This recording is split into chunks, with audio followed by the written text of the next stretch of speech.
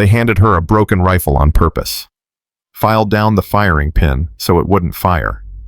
Sergeant Wade smiled when he did it, the same man she'd reported for assault 3 months back. Now they were rolling into hostile territory, 8 soldiers against an army, and Emma Reyes held a weapon that couldn't save anyone. But what Wade didn't know, what nobody knew, was that the quiet medic strapping that useless M4 to her chest had once been something far more dangerous. And some ghosts don't stay buried. Before we begin, do me a favor, hit that subscribe button right now. This story gets darker, it gets real, and you're going to want to see how it ends. And drop a comment telling me what city you're watching from. I want to see how far Emma's story travels. Now, let's get into it. Wade dropped the rifle into Emma's hands. She caught it. Wade was wrong immediately. Your weapon, Lance Corporal. That smile, the one that made her skin crawl. Emma pulled back the charging handle. Empty chamber. She pressed the forward assist. Felt it. Wrong. All wrong. This rifle is yours for today's patrol. Wade crossed his arms. Problem? Emma popped the upper receiver. Didn't need to look long. The firing pin was filed down. 2 millimeters. Maybe 3. Professional job. Deliberate. Firing pin's damaged. This won't fire. Won't fire? Wade's eyebrows shot up, playing dumb. That's serious, Reyes. It's sabotage. Then take it to the captain. He turned away. Conversation over. We roll out in 15. Emma stood there, 8 soldiers watching, waiting to see what she'd do. Torres looked away first. Kid couldn't hold eye contact to save his life. Kowalski just shook his head. Not his fight. Nobody else moved. 3 months. That's how long it had been since Martinez. Emma walked toward the command tent. Each step felt heavier than the last. Captain Brooks was bent over a map. Didn't look up when she entered. Sir, safety violation. My rifle won't fire. Make it quick, Reyes. Wheels up in 12. Firing pin's damaged. Need a replacement before patrol. Brooks looked up now. Tired eyes. Too many deployments written on his face. Who issued it? Sergeant Wade. Brooks set down his pen. Slow, deliberate. You check it before accepting. Checked it after I felt the weight was off. Pins filed down. Deliberate. That's a serious accusation. It's the truth. Brooks leaned back. You want to know the truth? Reyes. Truth is, we got 8 bodies going into Indian country today. 1 medic. That's you. Truth is, I don't have time for another complaint about Wade. Sir, this isn't a complaint. This is a non-functional. Then make it work. Brooks picked up his pen. Done with her. Or stay behind. 11 minutes either way. Captain. Dismissed. Emma walked out. The broken rifle felt like it weighed 100 pounds. Kowalski was checking tires when she approached. Captain, give you a new one. No. Figures. He straightened. What now? Emma looked at the rifle, at the filed-down pin, at the proof someone wanted her dead. I'm going. With this. Kowalski studied her face. You're crazy. Probably. Watch yourself out there. Always. Emma climbed into the 3rd Humvee. Chen was already there, counting ammunition. Again. Always counting something. Heard about your rifle, Chen said. Didn't look at her. News travels. Want my sidearm. The offer hung there. Real. Risky for him. I'm good. Your call. Chen loaded a fresh mag. 47 days. What? 47 more days. Then I'm out. Home. Done. Emma strapped the broken rifle across her chest. Hope you make it. Yeah, me too. The convoy started rolling. 06:27 hours. 4 Humvees. 8 soldiers. 1 broken rifle. Radio crackled. All units Stonewall 6, we are green. Route Copper to Checkpoint Falcon. North along Canal Road. ETA 45 mics. How copy? Stonewall 2 solid copy. Stonewall 3 good copy. Stonewall 4, Roger. Emma closed her eyes. The Humvee vibrated beneath her. Diesel smell, gun oil, fierce sweat. She'd done this before. 7 years ago. Different name, different rank, different life. Gunnery Sergeant Emma Reyes, Force Recon, 2nd Battalion, call sign Phantom, Ramadi, 2018. 7 Marines went in, 1 came out. She'd buried that person, that life, those memories, buried them deep. Chen nudged her. You good? Fine. You don't look fine. I'm always fine. Right. Chen went back to counting. Under his breath, always counting. Torres's voice crackled. Stonewall 6 got weird tire wear on lead vehicle. Should probably check it. Wade's response was instant. Stonewall 2 negative. We're on timeline. Drive through it. Sergeant, I really think you questioning my orders, Torres. Silence. Then, no, Sergeant. Driving through. Kowalski's voice. Private channel. Kid's right. That wear pattern's bad. Wade. Kid's a nervous rookie. Sees problems everywhere. Emma opened her eyes. Chen was staring at nothing. Lips moving. Counting again. The canal road opened up ahead. Dry concrete scar cutting through nothing. Hills on both sides. Emma felt it. Gut instinct. The same one that kept her alive when everyone else died. Chen. Yeah. Count the hills, east side, good firing positions. Chen looked. Lips stopped, started again. Slower. 7. Maybe 8. West side. 6. Could be 7. And we're in the low ground. Chen turned to her. You thinking ambush? I'm thinking this is a bad place to be. Chen keyed his radio. Stonewall 6 recommend we reconsider route. Terrain's bad. Brooks. Stonewall 4, negative. Shortest route. Behind schedule. Sir, this is textbook kill zone. Noted. Continue route. Emma pulled the broken rifle into her lap. Started taking it apart in her mind. Bolt carrier group. Gas tube. Buffer spring. Firing pin. The pin was the problem. Everything else worked. She needed a pin. Or something close enough. Her medical kit. Metal probe. Surgical steel. Right length. Too thin. Chen watched her dig through the kit. What are you doing? Fixing it. With medical equipment. You got a better idea. Emma pulled the bolt carrier apart. Extracted the broken pin. Held it next to the probe. Length was close. Mass was wrong. Wire. She needed wire. Chen, give me your paracord. Why? Just give it. He handed it over. Emma pulled it apart. 7 inner strands. She wrapped them around the probe. Tight. Even. Building mass. Medical tape. More wire. More tape. Reyes, that's not going to work. Probably not. It'll blow up in your face. Maybe. She needed something to stabilize it. Keep it centered. Rubber seal from a saline flush. She cut it. Shaped it. Wedged it around the probe base. Better. Not perfect, but better. Emma reassembled the bolt carrier, slid it back, charged the weapon. The bolt locked forward. You're insane, Chen said. Yep. That thing's gonna jam. Probably. Emma aimed at the floor, pulled the trigger. Click. No bang. But the hammer dropped. The probe struck forward. Whether it would actually fire a round, that was the question. If that works, I'll eat my boots, Chen said. Save your appetite. Torres again on radio. Stonewall 6. Tire wear's getting worse. Feeling vibration. Wade. How far to Falcon, Brooks? 15 miles. Wade. We can make 15. Torres, keep driving. Sergeant. The tire exploded. Not a deflation. An explosion. The lead Humvee lurched right. Torres fighting the wheel. Then the RPG hit. The world turned into fire. The Humvee flipped. Jenkins and the 50 cal went flying. His body tumbled through the air like a rag doll. Emma's door was open before the vehicle hit the ground. She was out. Running. The valley exploded into gunfire. East hills, west hills, muzzle flashes everywhere.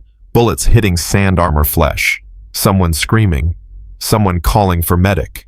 Someone praying in Spanish. Torres was still in the driver's seat, upside down, blood everywhere. "Chen, cover," Emma's voice. Not a medic's voice. Something else. Chen was already firing. Controlled bursts. Good technique. Kowalski dragged Jenkins toward cover. Wade was shouting. Nobody could hear him. Emma reached the overturned Humvee. Pulled herself up. Torres was conscious. Trapped. Legs pinned under the dashboard. "Can't feel my legs." His voice was calm. Too calm. Shock. "Can't feel anything." "You're fine. Stay with me." Emma's hands moved, checking bleeding, checking airway. "Just stay with me." "Is Jenkins okay?" "Jenkins is fine." Lie. But Torres didn't need truth right now. Bullets stitched across the Humvee's underside. Emma ducked, felt them pass overhead. "Reyes," Kowalski's voice. "Multiple wounded." Emma made the call in 2 seconds. Torres was stable, others might not be. "Hold on, I'm coming back." She dropped down, stayed low, moved fast. The broken rifle bounced against her chest. Useless. Maybe. Chen was behind the third Humvee, firing, pinned down. Emma slid in beside him. "How many shooters?" 5, maybe 6 on the east. Can't see west. "Ammo." 4 mags. "Give me one." Chen looked at her, at the rifle. That thing work now. About to find out. Emma loaded the mag, charged the weapon. Everything felt wrong. Balance was off. Weight was bad. The makeshift pin was prayer wrapped in wire. She found a target. East Hills. 300 meters. Shooter behind a rock. Muzzle flash visible. She aimed, breathed, let the training take over. The training she'd buried 7 years ago. The training that said she was dead.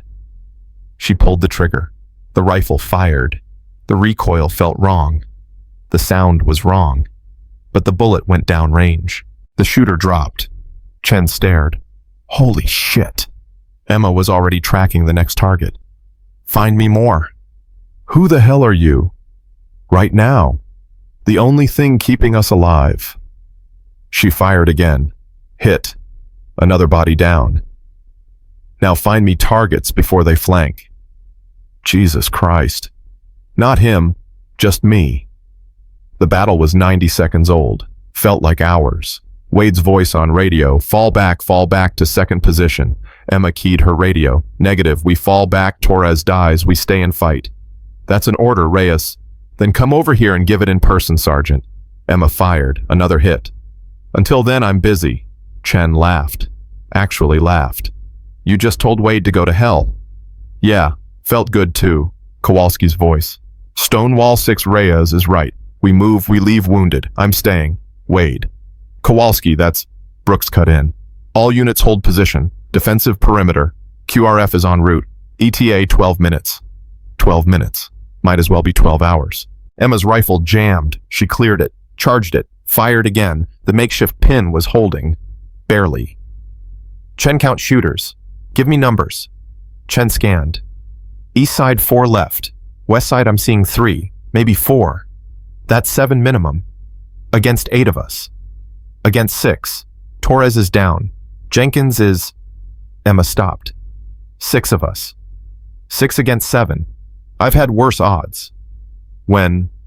Never. Chen fired, missed, cursed. But there's a first time for everything. Movement on the East Ridge. 2 shooters repositioning, trying to flank. Emma tracked them, led the first one, squeezed, click, misfire. She cleared the jam, charged again, fired. The shooter went down. The second one saw his buddy fall, hesitated. That hesitation cost him. Emma's second shot caught him center mass. 2 down, Chen said. 5 left. That we can see. Don't ruin my optimism. Another RPG streaked across the sky, missed the second Humvee by 10 feet, exploded in the sand. Shrapnel pinged off armor. Wade was finally firing now from behind the command vehicle. Safe. Protected. Kowalski was exposed, returning fire, covering the wounded. Emma checked her magazine. 4 rounds left. "Chen, I need more ammo." That's my last mag. Then make it count. Emma switched her aim to the west ridge. 3 shooters there. Maybe 4. Her finger found the trigger. The rifle felt like it might explode any second. The wire was fraying. The rubber seal was slipping. She fired. Hit. Fired again. Hit. The rifle jammed hard. She tried to clear it. The bolt wouldn't move. Damn it. What? It's done. The pin's shot. Emma pulled the rifle apart. The makeshift pin had bent, stripped, useless again. Well, it was good while it lasted. Yeah. Emma tossed the broken rifle aside, grabbed her sidearm. Beretta M9, 15 rounds. Not much against 7 shooters at 300 meters, but it was better than nothing. Chen, how's your ammo? 3 rounds. Kowalski, Chen keyed the radio. Kowalski ammo status. Half a mag, maybe 20 rounds. 23 rounds total between 3 shooters. 5 enemy confirmed. Maybe more hiding. The math wasn't good. Emma looked at Torres in the overturned Humvee, at Jenkins's body, at the blood in the sand. Something cold settled in her chest, something she'd buried for 7 years. Chen. Yeah. When the QRF gets here, tell them something for me. What? Tell them Phantom didn't stay dead. Chen stared at her. What the hell does that mean? Emma didn't answer. She was already moving, out from behind the Humvee, into the open, running toward the east ridge. Reyes, what are you doing? Emma didn't answer. She ran, pistol in one hand, medical kit in the other. Bullets kicked up sand around her feet. She dodged left, right, didn't slow down. A shooter on the ridge stood up, aimed. Emma was faster. 2 shots, center mass. He went down. She kept running, reached the base of the ridge, started climbing. Reyes, get back here. Wade's voice, panicked now. That's an order. Emma climbed. Rocks cut her hands. She didn't care. Another shooter appeared above her. She fired before he could. Her slide locked back. Empty. The shooter fell, tumbled down the ridge past her. Emma grabbed his AK-47, checked the magazine. Half full. Good enough. She kept climbing. At the top of the ridge, she could see everything. The convoy below, the burning Humvee. Her squad pinned down. 2 more shooters on the west ridge. One on the east 20 meters away, unaware she was behind him. Emma raised the AK, sighted, fired. He dropped. The west ridge shooters saw her now, swung their weapons toward her. Emma was already moving, firing, advancing. One went down. The other ducked behind cover. She flanked him, came up on his blind side. He saw her too late. Emma fired. Silence. The valley went quiet. No more gunfire. No more explosions. Just wind and smoke, and the sound of someone crying. Emma stood on the ridge, AK in her hands, looking down at her squad. They were all staring up at her. Wade's face was pale. Kowalski's mouth was open. Chen was shaking his head in disbelief. Emma dropped the AK, started climbing back down. Her shirt had torn during the climb. The fabric hung loose across her left shoulder, revealing the tattoo underneath. USMC Force Recon / 2nd Battalion / Ramadi 2018. Below that 7 names. 7 Marines who died in an ambush. And 1 word in bold letters, Phantom Kowalski saw it first. His eyes went wide. Oh my God, Chen saw it next. No way. No way. Wade just stared. The color drained from his face. Emma reached the bottom of the ridge, walked back toward the convoy. Nobody spoke. The legend had been buried for 7 years. The Marine who fought alone for 2 hours in Ramadi, who held off 40 insurgents with nothing but a broken rifle and a prayer, who disappeared after the fight and never came back. Phantom. Everyone thought she was dead, or deserted, or broken. They were wrong. Emma walked past Wade without looking at him, past Brooks, past everyone. She went straight to Torres. Medic's back, she said. Let's get you out of there.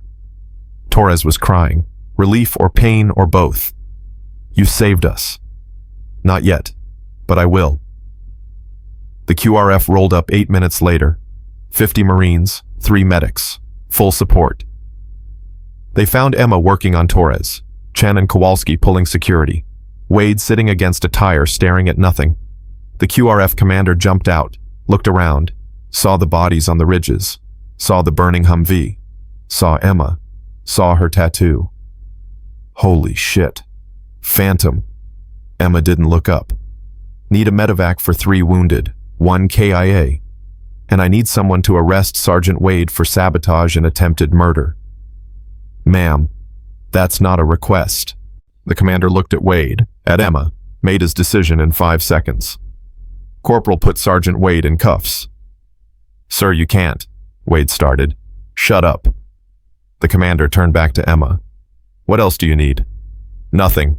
Just get my wounded out of here. The medevac bird landed 12 minutes later. Torres Jenkins' body and 2 other wounded were loaded up.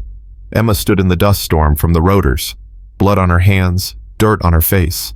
That tattoo visible for everyone to see. Chen walked up beside her. Didn't say anything, just stood there. After a while, 47 days. What? I had 47 more days. Now I got 46. Chen looked at her. You just made this deployment a hell of a lot more interesting, Phantom. I'm not Phantom anymore. Yeah. Tell that to the 7 bodies on those ridges. Chen started walking toward the Humvees. Stopped. Turned back. For what it's worth, I'm glad you're not dead. Thanks. Don't mention it. Literally. Don't mention it. If people find out I was nice to you, my reputation's shot. Emma almost smiled. Almost. Kowalski approached next. He didn't say anything either. Just handed her a fresh rifle. Thought you might need this. Pins intact. Checked it myself. Thanks. Don't thank me, just... Kowalski looked at the ridges, at the bodies. Just keep doing what you do. Whatever that is. I'll try. Wade was in cuffs in the back of an MP vehicle, staring at Emma through the window. His face was a mix of fear and hatred. Emma walked past without looking. Captain Brooks was talking to the QRF commander, pointing at maps, making excuses. His career was over. He just didn't know it yet. The convoy rolled back to base 3 hours later. Word had already spread.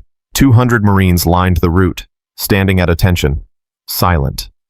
When Emma's Humvee passed, they started chanting, "Phantom, Phantom, Phantom."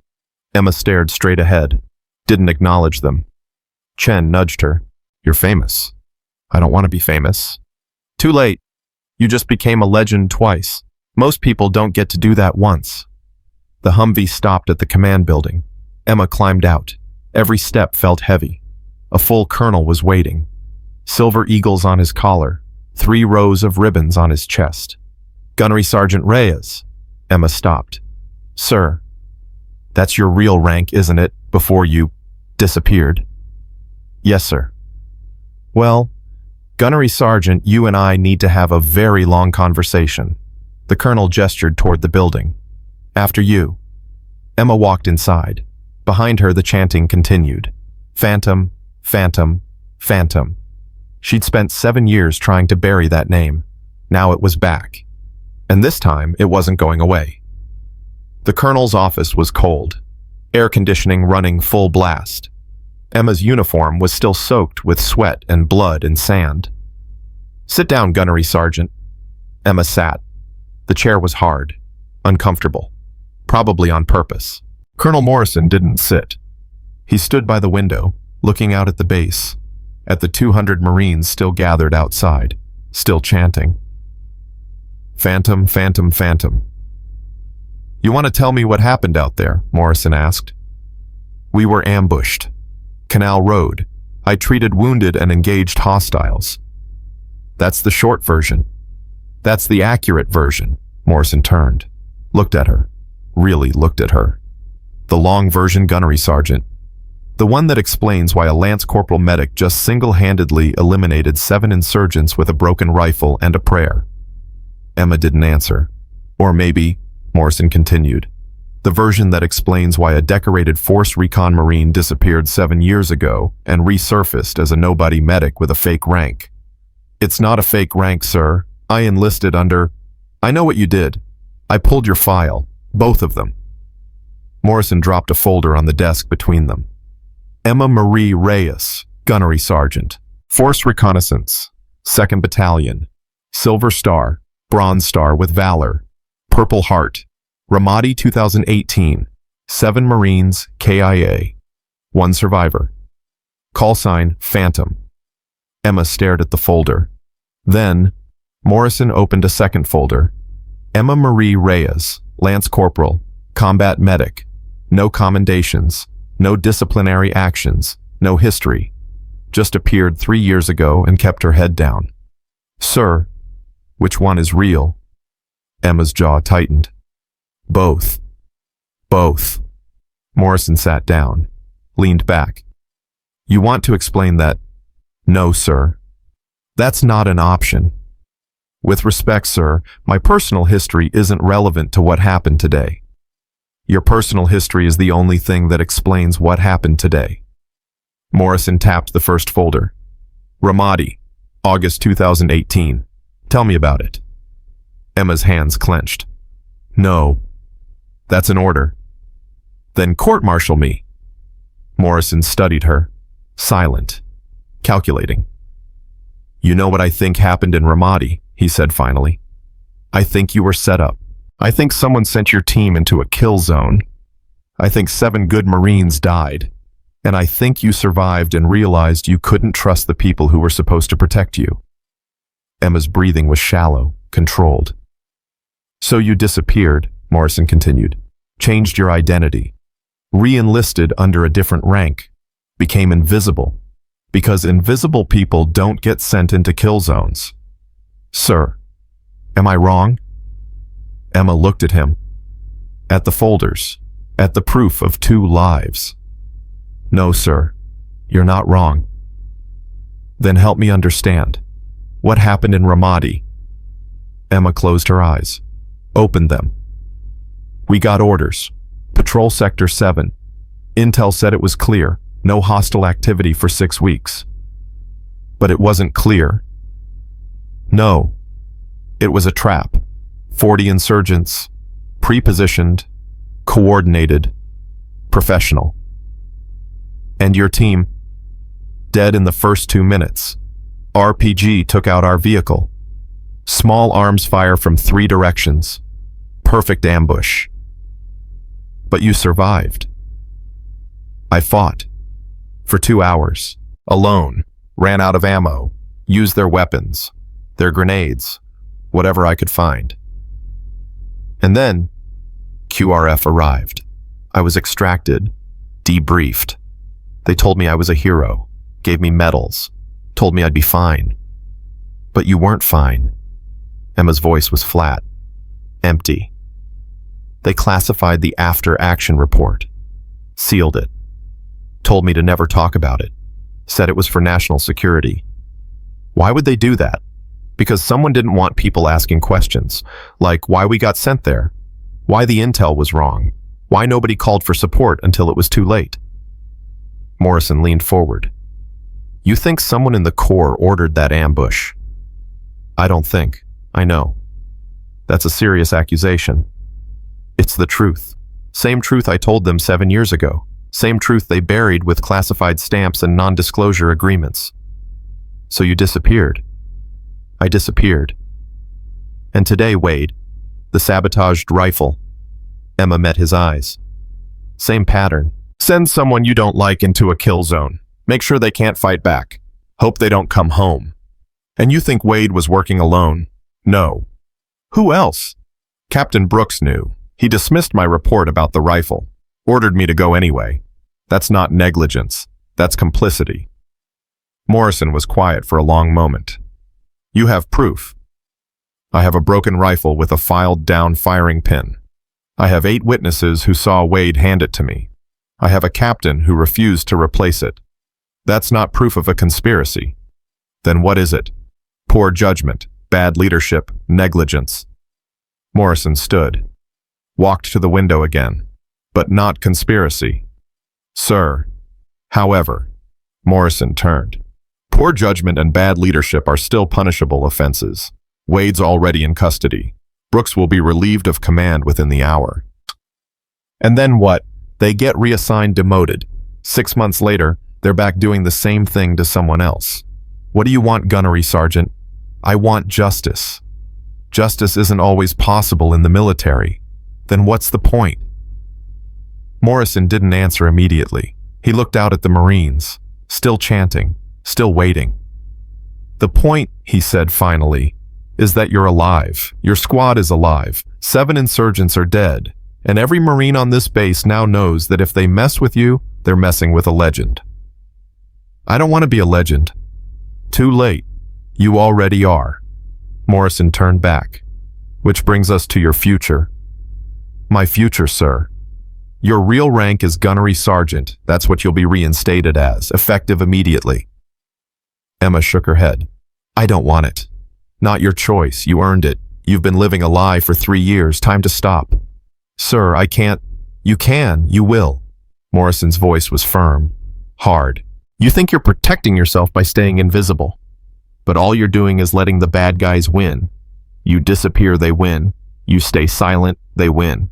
You become a nobody, they win. And if I don't stay silent, if I don't stay invisible, then what, I end up like Martinez, transferred to nowhere, or worse. Or, Morrison said, you stand up, you fight. You show every woman on this base that they don't have to disappear to survive. Emma's throat was tight. That's not fair. Fair. Morrison laughed, short, bitter. Nothing about this is fair. Martinez got assaulted and transferred. You got sabotaged and nearly killed. 7 Marines died in Ramadi because someone wanted them dead. None of that is fair. Then what do you want from me? I want you to be Phantom again. Not the ghost, the Marine, the one who doesn't quit, doesn't hide, doesn't let bastards like Wade win. Emma was quiet. Morrison picked up a phone, dialed, waited. Send them in. The door opened. Chen and Kowalski entered. Both looked uncomfortable. These two have something to say to you, Morrison said. Chen cleared his throat. We wanted to apologize. For what? For not backing you up. When you reported Wade, when you tried to get a new rifle. We stayed quiet. Kowalski nodded. Kid's right. We knew something was wrong. We knew Wade was dirty, but we didn't say anything. Why? Emma asked. Because we're cowards, Chen said. Simple, honest. We didn't want to get involved, didn't want to make waves, didn't want to risk our careers. And then today happened, Kowalski said.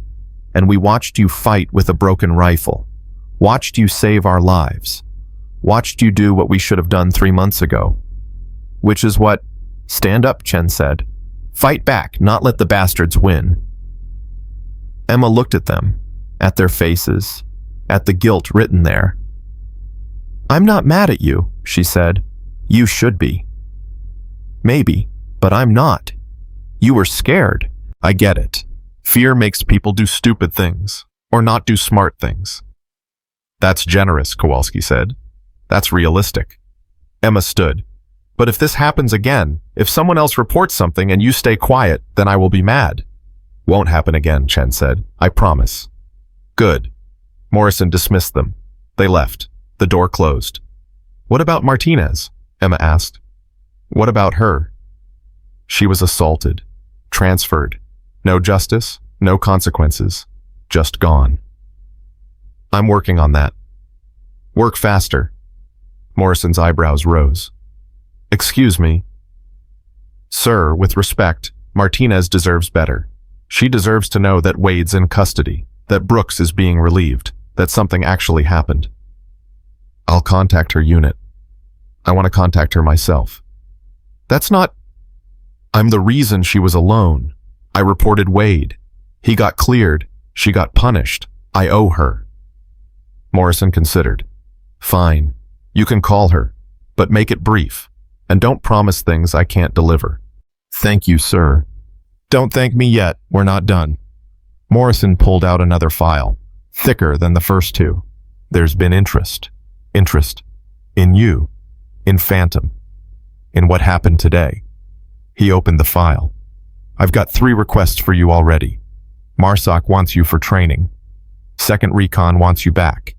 And Pentagon Public Affairs wants you for a medal ceremony. No. Which one? All of them. That's not... I don't want to be a poster girl. I don't want to train people. I don't want medals. I just want to do my job. Your job is whatever the Corps needs it to be. My job is keeping Marines alive. Then accept the training position. Teach other medics how to fight, how to survive, how to turn a broken rifle into a weapon. Emma shook her head. That's not teachable. Bullshit. Everything's teachable. You just don't want to teach it. Because I don't want people thinking they can do what I did.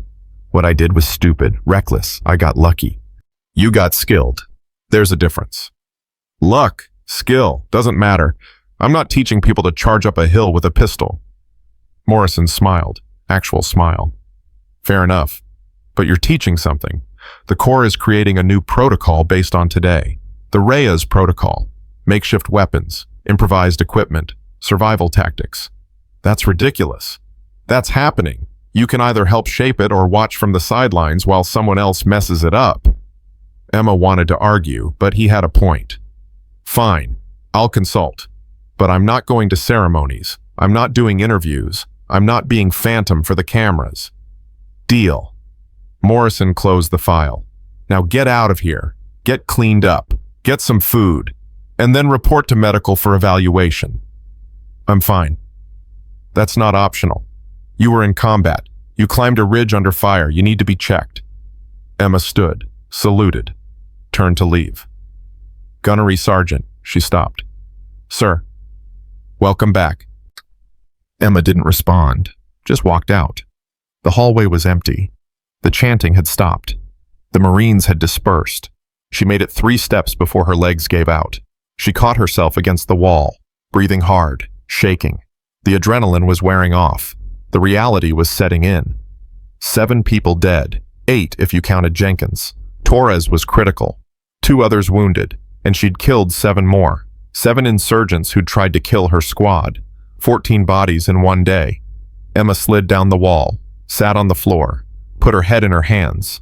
She'd spent 7 years trying to forget Ramadi, trying to forget the killing, the blood, the screaming. Now it was all back. Fresh, raw, real. You good? Emma looked up. Chen was standing there, 2 bottles of water in his hands. I'm fine. You don't look fine. He sat down beside her, handed her a bottle. Drink. Emma drank. The water was cold, tasted like plastic and chemicals. She didn't care. I lied earlier, Chen said. About what? About 47 days. It's actually 46 now, but I'm thinking I might extend. Why would you do that? Because today I watched someone do something I've never seen before, and I'm thinking maybe I want to learn how. Don't. Don't what? Don't try to be like me. Don't think what I did was heroic or smart or something to copy. Why not? Because I'm broken, Chen. I've been broken for 7 years, and today didn't fix me. It just reminded me how broken I am. Chen was quiet, drank his water. You know what I think? What? I think you're not as broken as you think. I think you're just human, and humans break. But they also heal. That's optimistic. Yeah, well, I'm a naturally optimistic guy. Chen stood, offered his hand. Come on, medical's waiting. And if we're late, Morrison will have both our asses. Emma took his hand, let him pull her up. They walked to medical together, neither one talking, just walking. The medical tent was busy, wounded from the convoy, wounded from other patrols. The normal chaos of a combat zone.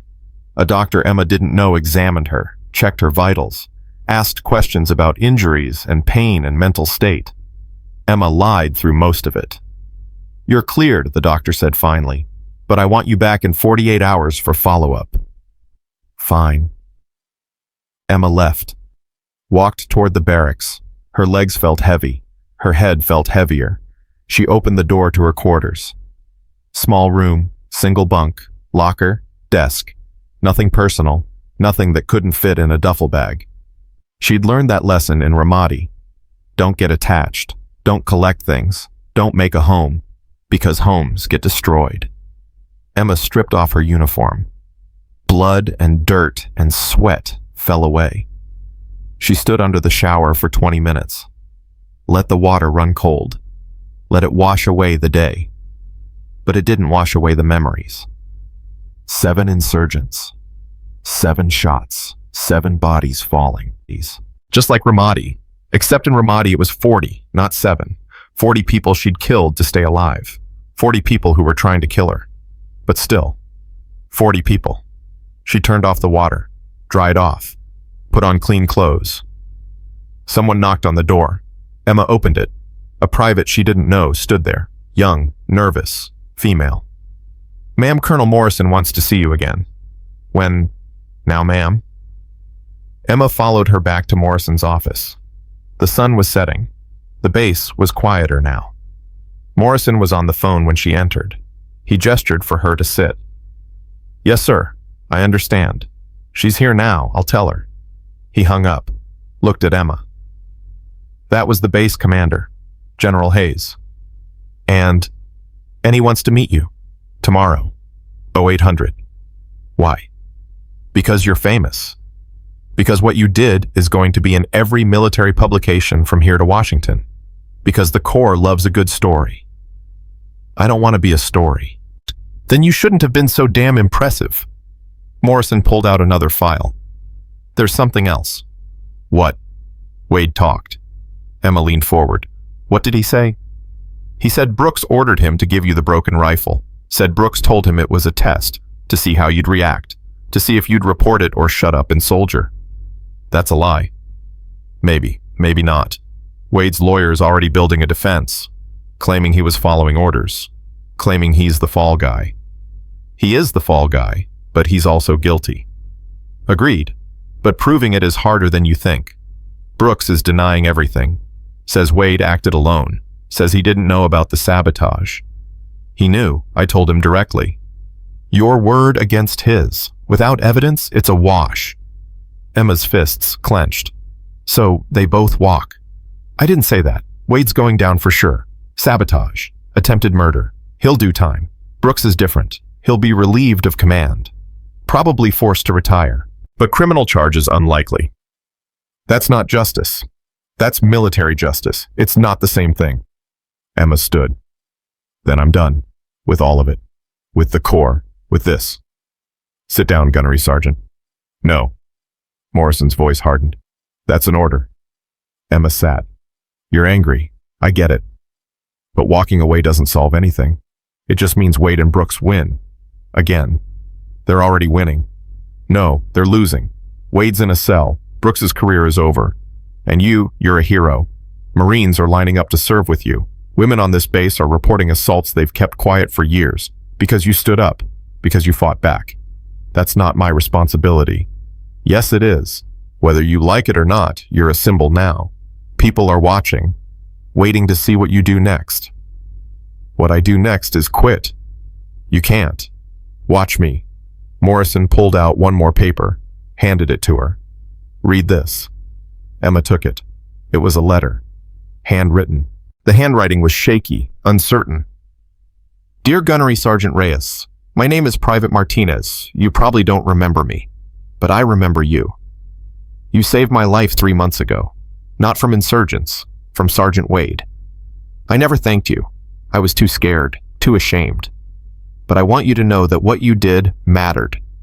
It gave me the courage to report what happened, to fight back, to not let him win. I heard what happened today. I heard that you fought with a broken rifle, that you saved your squad, that you're Phantom. And I want you to know that you're my hero. Not because you killed 7 insurgents, but because 7 years ago, and 3 months ago, and today, you stood up when everyone else stayed quiet. Thank you. Respectfully, PFC Martinez." Emma's hands were shaking. "Where did you get this?" "She mailed it. 2 hours ago. Fastest letter I've ever seen processed." Morrison's voice was soft, gentle. "You think quitting helps her? You think disappearing again helps anyone?" Emma couldn't speak. "You're angry at the system, at the Corps, at the people who failed you. I get it. But the system doesn't change because good people quit. It changes because good people stay and fight." I'm tired of fighting.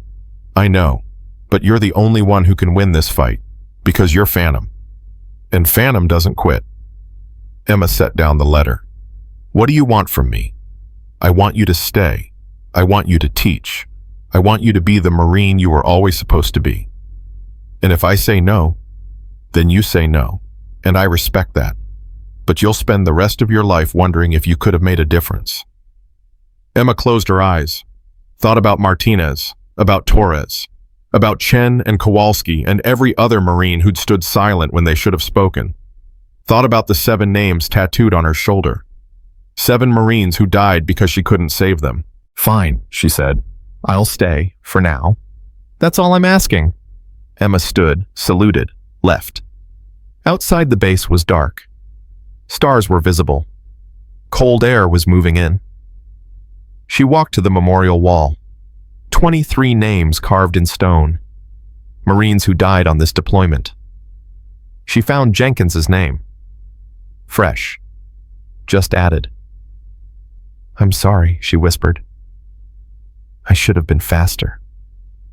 Behind her footsteps, Emma turned. Kowalski stood there, hands in pockets. Couldn't sleep. Me neither. You come here often. Sometimes, when I need to remember.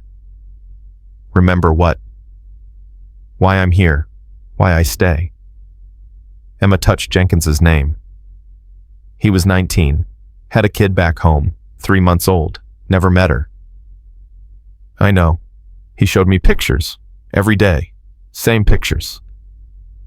They stood in silence, looking at the names, at the proof that war takes everyone eventually. You really Phantom? Kowalski asked. I used to be. What changed, Ramadi. 7 Marines died. I didn't. Sometimes I think I should have. Don't. Kowalski's voice was firm. Don't do that. Don't survivor guilt yourself into believing you should be dead. You're alive for a reason. What reason? To keep the rest of us alive. To teach us. To show us how to survive. Kowalski looked at her. Today you saved 6 lives. Maybe 7, if Torres makes it. That's 7 people who get to go home. 7 families who don't get a visit from casualty notification. And Jenkins was already gone when the RPG hit. Nothing you could do. I could have been faster. You were fast enough. Any faster and you'd be dead too. And then we'd all be dead. Kowalski put a hand on her shoulder. You did good today, Phantom. Real good. Don't let guilt tell you different. Emma nodded. Couldn't trust her voice. Kowalski left. Emma stayed, looking at the names, at Jenkins, at the reminder that tomorrow could always be worse. She walked back to her quarters. The letter from Martinez was tucked in her pocket. She read it again, and again, and again. By the time she fell asleep, the sun was coming up. And for the first time in 7 years, Emma Reyes didn't dream about Ramadi. She dreamed about tomorrow. The dream ended at 06:30. Emma's eyes opened. The ceiling was the same. The room was the same.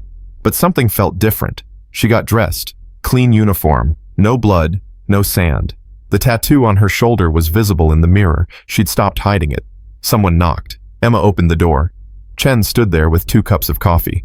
Figured you'd need this. Thanks. Big day today. Every day's a big day. Yeah, but today the general wants to see you. That's bigger than normal big. Emma took the coffee, drank it, too hot, didn't care. What time? 0800, 20 minutes. Chen leaned against the doorframe. You nervous? Should I be? I would be. Generals make me nervous. Everything makes you nervous. Fair point, Chen smiled. You ready for this, the ceremony, the reinstatement, the whole Phantom thing? No. Good, means you're human. Chen straightened. Come on, let's go get you famous. They walked across the base together. Marines stopped what they were doing, stared. Some saluted, some just nodded. A few whispered, Phantom, as she passed. Emma ignored them all. The command building was busier than usual. Officers everywhere, dress uniforms, medals. the smell of fresh coffee and nervous sweat. Colonel Morrison met them at the entrance, right on time. "Sir, General Hayes is inside, full staff, media personnel. This is going to be recorded. I know what you want, but this isn't about what you want. This is about what the Corps needs." Morrison's voice was firm, but not unkind. "Just get through the next hour, then you can go back to being invisible." "I was never invisible." "No, you just pretended to be." The general's office was packed. 20 officers, 3 cameras, 2 reporters with notepads. Emma's stomach tightened. General Hayes stood behind his desk, 3 stars on his collar, gray hair, hard eyes. He'd seen combat, real combat. You could tell. "Gunnery Sergeant Reyes, thank you for coming." Emma saluted. "Sir." "At ease." Hayes gestured to the assembled crowd. "I've gathered these people here today to witness something important. The reinstatement of one of the finest Marines this Corps has ever produced." Emma's jaw clenched. This was going to be worse than she thought. 7 years ago, Hayes continued, a young Force Recon Marine survived an ambush that killed her entire team. She fought alone for 2 hours, eliminated 40 hostile combatants, saved herself when no one else could. The Corps awarded her medals, called her a hero, and then she disappeared. The room was silent, everyone watching, waiting. "We failed her," Hayes said. Simple, direct. "We asked her to be strong, and when she needed us to be strong for her, we weren't. She asked questions we didn't want to answer. She demanded accountability we weren't ready to give, so she left, and we let her go." Emma's hands were shaking. She locked them behind her back. 3 days ago, that same Marine was handed a sabotaged weapon by a superior who wanted her dead. She was ordered into combat with a rifle that wouldn't fire, and instead of dying, she improvised. She fought. She saved 6 lives, and she reminded us all why the Marine Corps values honor, courage, and commitment. Hayes walked around the desk, stood directly in front of Emma. "Lance Corporal Emma Reyes no longer exists. That was a fiction, a hiding place, a lie we all helped perpetuate." He pulled out a set of new rank insignia, Gunnery Sergeant chevrons. "From this moment forward, you are Gunnery Sergeant Emma Reyes. Your records will reflect your true rank. Your pay will be adjusted. Your service history will be corrected, and anyone who has a problem with that can take it up with me personally." Hayes pinned the new rank on her collar. The metal felt heavy, real. "Furthermore," Hayes said, stepping back, "Sergeant Michael Wade has been convicted by court-martial of sabotage, attempted murder, and conduct unbecoming. He will serve 15 years in military prison. Captain Richard Brooks has been relieved of command and forced into early retirement. His pension has been reduced. His record will reflect a pattern of negligence and failure to protect personnel under his command." Emma's throat was tight. She couldn't speak. "This isn't justice," Hayes said quietly, "meant only for her. Justice would be bringing back the Marines who died because people like Wade and Brooks exist. But it's a start. It's accountability. And sometimes that has to be enough." He stepped back, raised his voice again. "Ladies and gentlemen, I present to you Gunnery Sergeant Emma Reyes, call sign Phantom, one of the finest warriors this Corps has ever produced, and one we're damn lucky to have back." The room erupted in applause. Emma stood there, frozen, not knowing what to do, what to say. Morrison appeared at her elbow. "Smile and nod. That's all you have to do." Emma smiled, nodded, felt like a fraud. The ceremony continued. Speeches, handshakes, photos. Emma went through the motions, mechanical, detached. When it was finally over, Hayes pulled her aside. "Walk with me." They left the building, walked toward the perimeter, away from everyone else. "You hate this," Hayes said. "Yes, sir." "Good. Means you're doing it for the right reasons." "What reasons?" "Not for glory, not for recognition, just because it's the job." Hayes stopped walking, turned to face her. "I read the Ramadi report, the real one, not the sanitized version." Emma's blood went cold. "That report is classified." I'm a 3-star general. Everything's declassified for me. Hayes's expression was grim. You were right about the ambush, about the setup, about someone wanting your team dead. Sir, I can't give you details. Not yet. But there's an ongoing investigation. Has been for 3 years. And your testimony from 7 years ago is part of it. Investigation into what? Into whether certain operations in Ramadi were legitimate combat missions or something else entirely. Emma's mind was racing. Something else like what? Like deliberate exposure of U.S. forces to hostile fire for the purposes of eliminating personnel. The words hung in the air. Heavy. Deadly. You're saying someone in the Corps was ordering hits on Marines, using insurgents as the weapon. Hayes didn't answer, didn't need to. Who? Emma asked. That's what the investigation is trying to determine, but it's not just Ramadi. There are 3 other incidents. Different locations, different units, same pattern. Small recon team, bad intel, perfect ambush, 1 survivor. How many dead?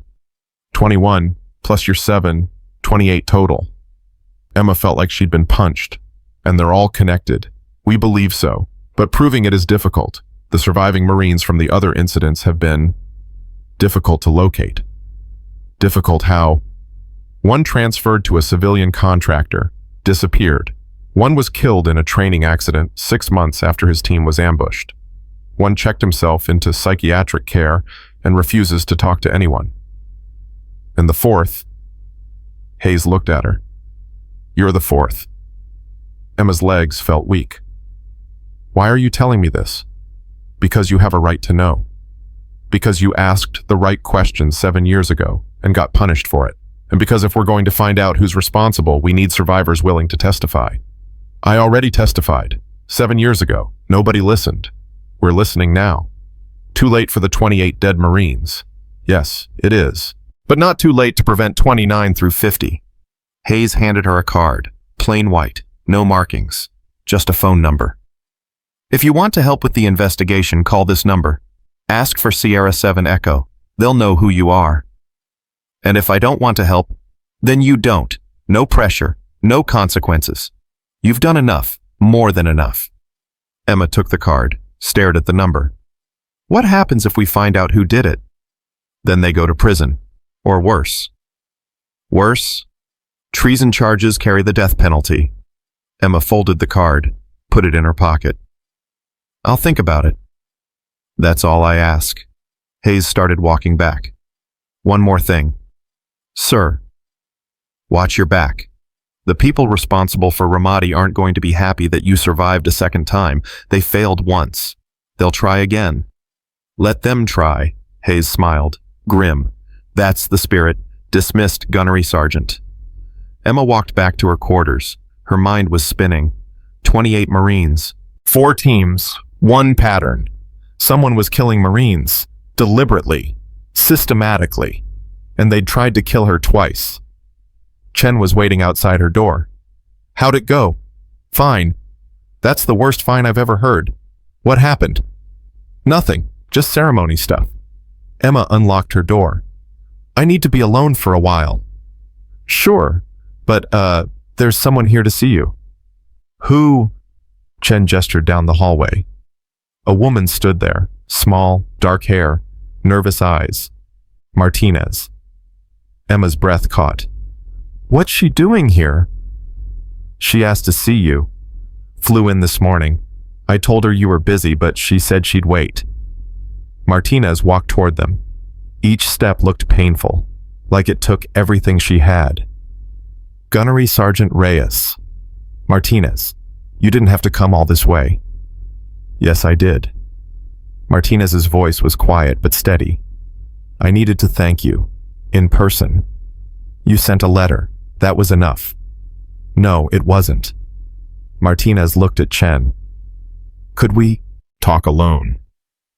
Chen nodded, walked away. Emma opened her door. Come in. Martinez entered, looked around, at the bare walls, the empty room. This is where you live. I don't need much. That's sad.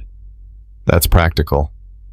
Martinez sat on the edge of the bunk, hands folded in her lap. I heard what happened. The ambush, the broken rifle, everything. It's over now.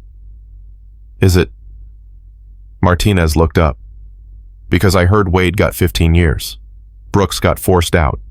And you got reinstated. That's right. So justice happened. Some version of it. That's more than I thought possible. Martinez's voice cracked. 3 months ago I reported what Wade did. You backed me up. And nothing happened. He walked. I got transferred. You got... whatever happened to you. I survived. Barely. Martinez wiped her eyes. I blamed you. For a while. Thought if you hadn't said anything, if you'd just stayed quiet, maybe it would have been better. Maybe it would have been. No, it wouldn't have. Martinez stood. Because then Wade would still be out there, still hurting people, still getting away with it, and you'd still be pretending to be a Lance Corporal. I wasn't pretending, I was surviving. By disappearing. By becoming invisible. Martinez's voice was stronger now. But that's not surviving. That's just dying slowly. Emma didn't respond. I came here to tell you something, Martinez continued. When I heard what you did, when I heard that Phantom was real and that she saved her squad with a broken rifle, I made a decision. I'm not disappearing. I'm not becoming invisible. I'm staying. And I'm fighting, just like you. That's dangerous. So is staying quiet. People who fight back get hurt. People who stay quiet get hurt anyway. At least if I fight, I go down swinging. Martinez moved toward the door, stopped. Thank you, Gunnery Sergeant, for standing up, for reporting Wade, for saving your squad, for showing me that it's possible to survive and still be yourself. Martinez left. Emma sat on the bunk, stared at the wall. Martinez was right. Staying quiet didn't protect anyone. It just let the bastards win. Emma pulled out the card Hayes had given her, stared at the number. Sierra 7 Echo. She could call, could help with the investigation, could finally get answers about Ramadi. Or she could stay quiet, stay invisible, let someone else fight that battle. Her fingers traced the tattoo on her shoulder. 7 names. 7 Marines who died because someone wanted them dead. Emma picked up her phone, dialed the number. It rang twice. Sierra 7 Echo. Identify. Gunnery Sergeant Emma Reyes. Call sign Phantom. Silence. Then, we've been waiting for your call. Who is this? Someone who wants the same thing you do. Truth, justice, accountability. That's a lot of big words for a phone call. They're the right words. Are you in? I don't even know what I'm in for. A chance to find out who killed your team. A chance to stop them from killing anyone else. A chance to finish what you started 7 years ago. Emma closed her eyes. What do you need from me? Right now, just your willingness to participate. We'll contact you again when we have more information. Until then, be careful. You've drawn attention. Not all of it is good. I can handle myself. We know. We've seen your file. Both of them. The voice paused. Stay safe, Phantom. We'll be in touch. The line went dead. Emma set down the phone. Her heart was pounding. She'd spent 7 years hiding, running, trying to forget. Now she was walking straight back into it. 3 weeks passed. Life returned to something resembling normal. Emma taught classes on improvised weapons, trained medics on combat scenarios, avoided crowds and cameras and anyone who wanted to talk about what happened. Chen extended his deployment. Told you I might, he said. Can't leave now, not when things are getting interesting. Kowalski got promoted to Master Sergeant. About damn time, he said. 20 years and finally they recognized talent. Torres survived. Lost feeling in his legs, but survived.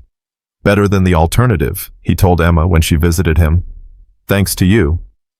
Jenkins was buried with full honors. His daughter got his flag. Emma stood at the funeral and said nothing. There was nothing to say. Wade's court-martial was all over military news. 15 years. Dishonorable discharge. The works. He'd appealed. Nobody cared. Brooks disappeared. Early retirement. No fanfare. No goodbye. Just gone. And Emma waited. For the call. For more information. For something.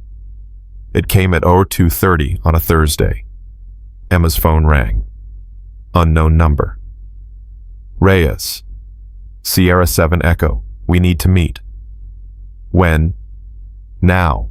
Building 7. North side. Come alone. The line went dead. Emma dressed quickly. No uniform. Civilian clothes, dark colors. She slipped out of her quarters. The base was quiet. Most people asleep. A few sentries on patrol. She avoided them. Building 7 was a storage facility, officially decommissioned, unofficially used for things the Corps didn't want to talk about. The north side door was unlocked. Emma went inside. Dark, empty, smelled like dust and old concrete. Close the door. Emma closed it. Her eyes adjusted. A figure stood in the shadows. Male, tall, military bearing. You're Sierra 7 Echo. One of them. There are 3 of us. He stepped forward. Enough light to see his face. Mid-40s, scarred, hard. Major Thomas Garrett, Marine Corps Criminal Investigation Division. CID. This is a criminal investigation. Has been for 3 years since the second incident. The second recon team. Correct. First one in Ramadi could have been bad luck. Second one started to look like a pattern. Third one confirmed it. Fourth one, yours proved it. Emma crossed her arms. What do you want from me? Information, names, dates. Anyone who was involved in planning your mission in Ramadi. Anyone who had access to your patrol routes. Anyone who might have had motive to want your team dead. That's a long list. Then we'll go through it, one name at a time. Why now? Why not 3 years ago? Why not 7 years ago? Garrett's jaw tightened. Because 3 years ago we didn't have enough evidence. 7 years ago we didn't even know there was a pattern. We do now. Because I survived a second time. Yes, you surviving the Canal Road ambush raised flags. Too many coincidences. Too many similarities to Ramadi. So we dug deeper. And we found connections. What kind of connections? Garrett pulled out a folder, opened it. Photos, documents, names and dates and locations. Every mission that ended in an ambush had 3 things in common. 1 small recon team, 6 to 8 Marines, 2 bad intelligence. Always wrong. Always fatally wrong. 3 same operations officer approving the mission. Emma's blood went cold. Who? Garrett showed her a photo. A man in uniform. Colonel's rank, gray hair, cold eyes. Colonel Marcus Vance, currently stationed at Camp Lejeune, Personnel Division. Personnel Division? He's not operations anymore. No, he was transferred 3 years ago. Right around the time the second incident happened. Convenient timing. Emma stared at the photo. You think he ordered the ambushes? We think he facilitated them. Approved missions he knew were death traps. Made sure the right teams got sent. Made sure support was delayed or unavailable. Made sure only 1 or 2 Marines survived. Why? That's what we're trying to figure out. Money, ideology, blackmail. We don't know yet, but we know he's connected, and we know he's dirty. Emma took the photo, studied it, memorized every detail. How do I fit into this? You're a witness. You were there. You survived. You can testify about what happened in Ramadi, about the mission briefing, about the intelligence you received, about the support that never came. I already testified 7 years ago. And your testimony was buried, classified, locked away. We need you to testify again, officially, in a court-martial, against a colonel, against whoever's responsible. Vance is just the start. We think he was working with others, maybe civilians, maybe contractors. We're still investigating. Emma handed back the photo. When do you need me? Soon. We're building the case now. Should be ready in 6 to 8 weeks. And until then, you stay quiet. Don't talk about this. Don't mention Vance's name. Don't do anything that might tip him off. He already knows I survived, twice. Yes, which means he's watching you.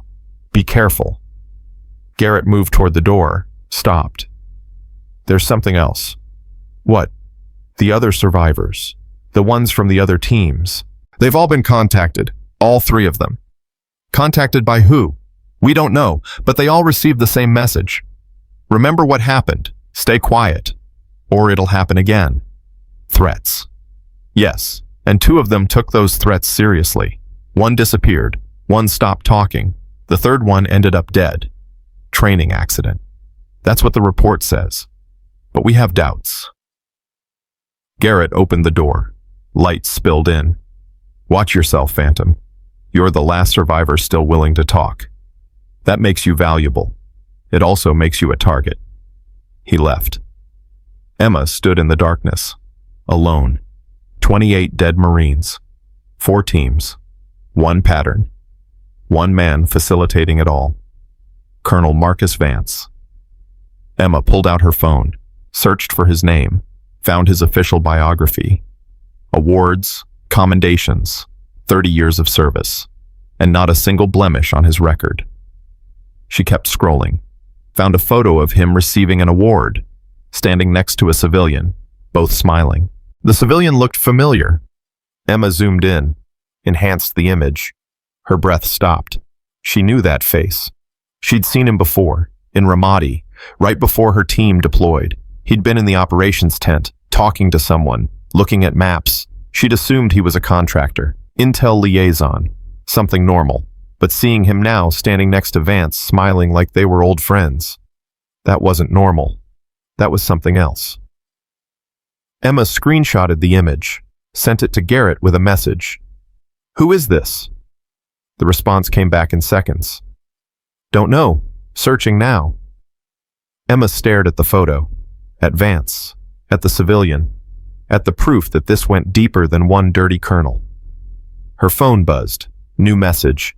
Unknown number. "You're asking dangerous questions, Phantom. Stop while you still can." Emma deleted the message, blocked the number. 5 seconds later, another message. Different number. Ramadi wasn't an accident. Neither was the canal road.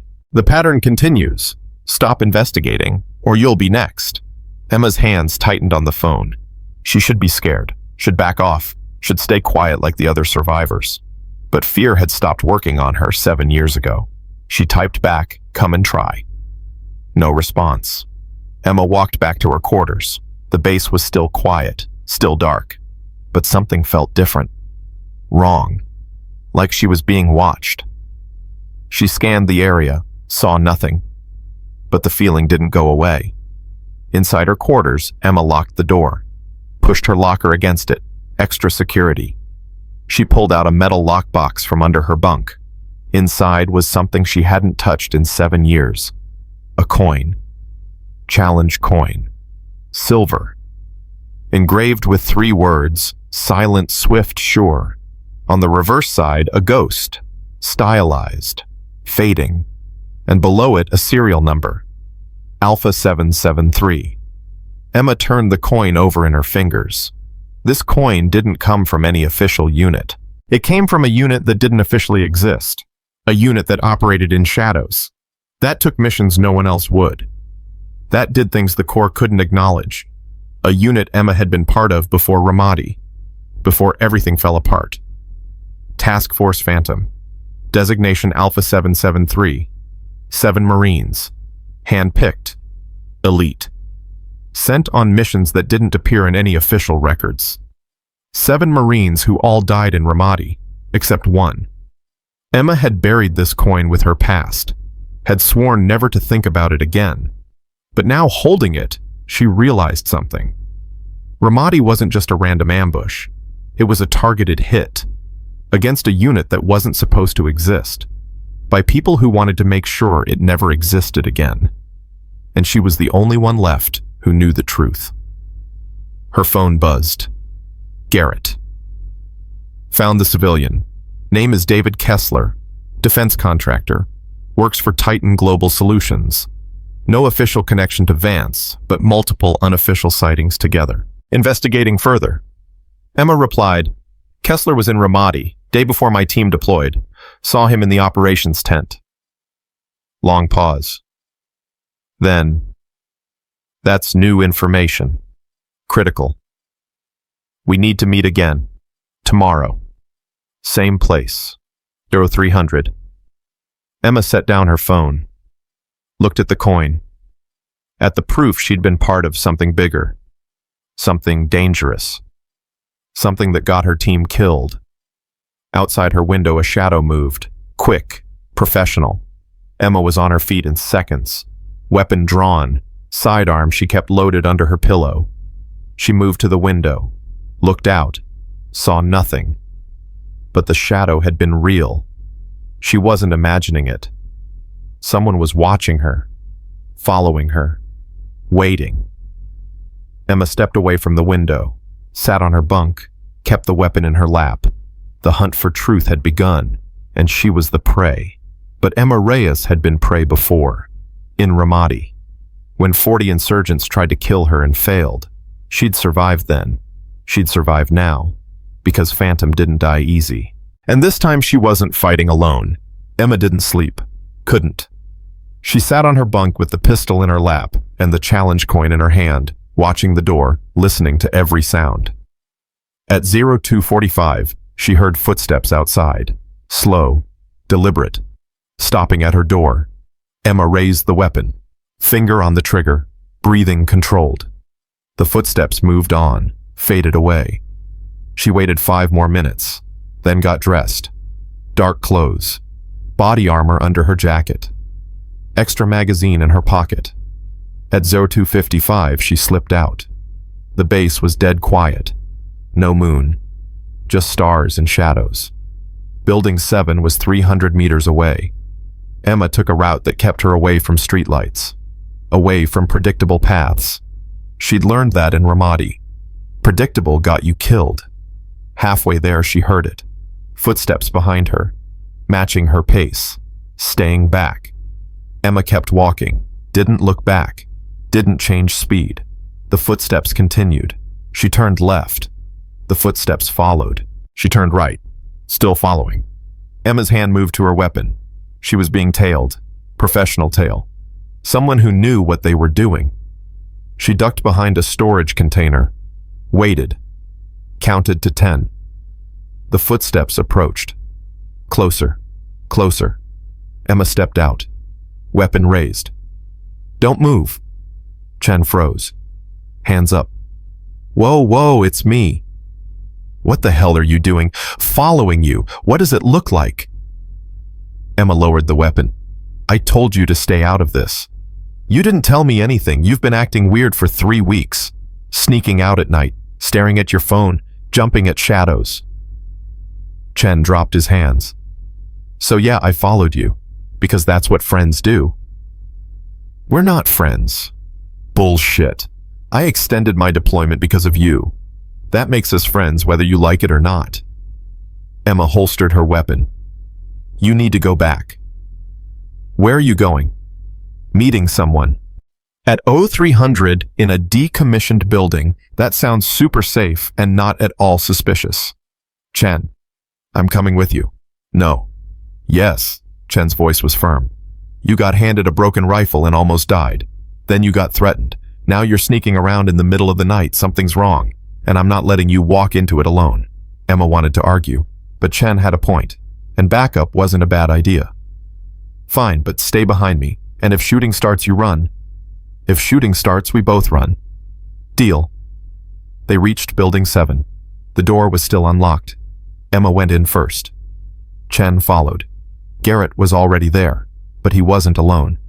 2 other people stood with him. A woman in civilian clothes, sharp eyes, military bearing, and a man in uniform, captain's rank. Emma didn't recognize him. Garrett saw Chen. Who's this but Corporal Chen, my backup? I said come alone.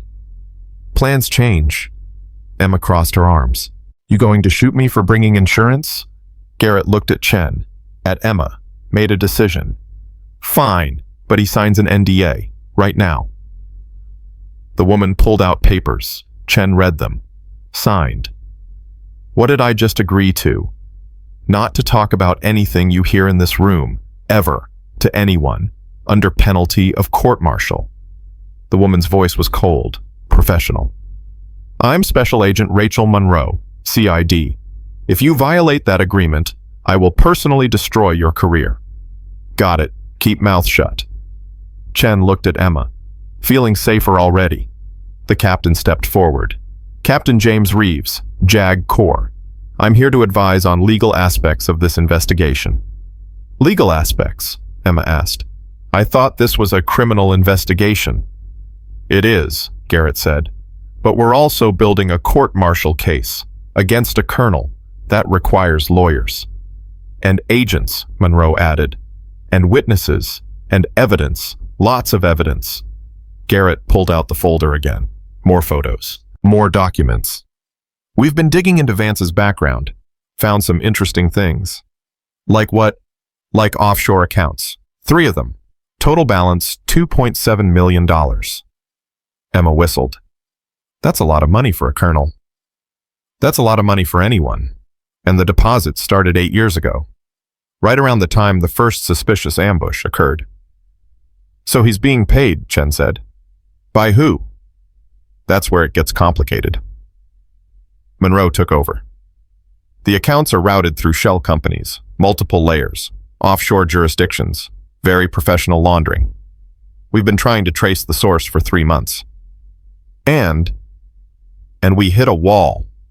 The last layer leads to a defense contractor, Titan Global Solutions.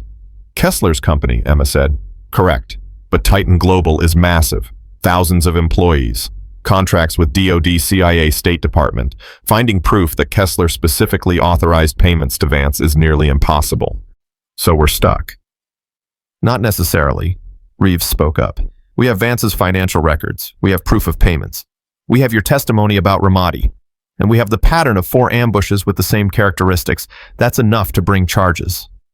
But not enough to convict, Emma said. No. For conviction, we need more. We need communications, emails, phone records, proof of direct coordination between Vance and whoever hired him. How do we get that? Garrett and Monroe exchanged looks. Uncomfortable looks. We need someone to get close to Vance, Garrett said finally. Someone he doesn't know is investigating him. Someone who can gain his trust. Emma's stomach dropped. You want me to approach him? Not you. He knows you survived. He's watching you. Monroe pulled out another photo. Kessler again. But this time he wasn't alone. He was with Vance. And they were with a third person.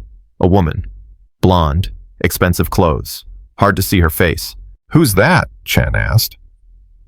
We don't know. But she's appeared in 6 different photos with Vance and Kessler over the past 3 years. Always at high-end events. Always off the record. We think she's the money behind this. The one paying Vance. Possibly. Or she's a liaison. Or she's running the whole operation. We don't know. But we need to find out who she is. Emma studied the photo. Something about the woman was familiar. The way she stood. The way she held herself. Run facial recognition, Emma said. We did. No matches. She's not military, not government, not in any database we have access to. Then how do we find her? Monroe smiled. Thin smile. Dangerous. We don't find her. We make her come to us. How? By making noise. By letting Vance know that you're still digging. That you're not backing off, that you're a threat. Emma's eyes narrowed. You want to use me as bait. We want to draw them out, make them react, make them make mistakes. Mistakes that could get me killed. That's why we'll have protection. Round-the-clock surveillance. Agents watching you, listening devices. The works. So I'm bait with a safety net. Essentially, yes. Chen stepped forward. This is insane. You're asking her to paint a target on her back. The target's already there, Monroe said. We're just making it visible, controlled, manageable. Nothing about this is manageable, Chen shot back. She's already been threatened, already had someone following her. Now you want to make it worse? We want to catch the people responsible for killing 28 Marines. Sometimes that requires risk. Risk for who? You're not the one being hunted. Corporal Chen. Reeves's voice was calm but firm. We understand your concern, but this is Gunnery Sergeant Reyes's decision, not yours. Everyone looked at Emma, waiting. Emma looked at the photos, at Vance, at Kessler, at the mystery woman, at the proof that her team had been murdered by people who were still free, still operating, still killing. What do you need me to do? She asked. Chen grabbed her arm. Emma, don't. I have to. No, you don't. You don't owe them anything. You've done enough.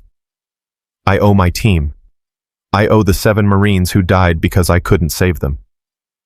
Emma pulled her arm free. I'm doing this. Garrett nodded. Good. Here's the plan. Tomorrow you're going to file a formal complaint with the Inspector General, accusing Vance of misconduct, requesting an investigation into the Ramadi mission.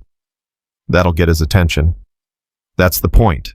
He'll react, probably contact you, try to intimidate you, maybe threaten you directly.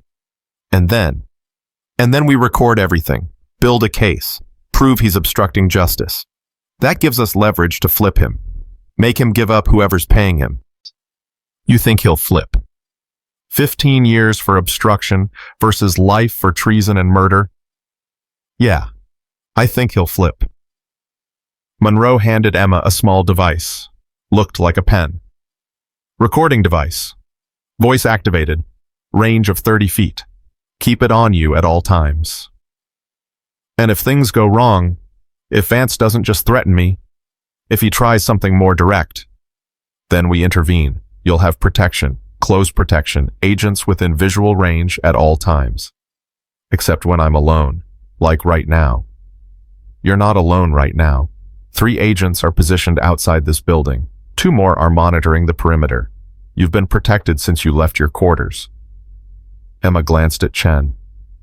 That's why you were following me. You noticed them. No, I noticed you acting weird. Didn't see any agents. That means they're good at their job, Monroe said.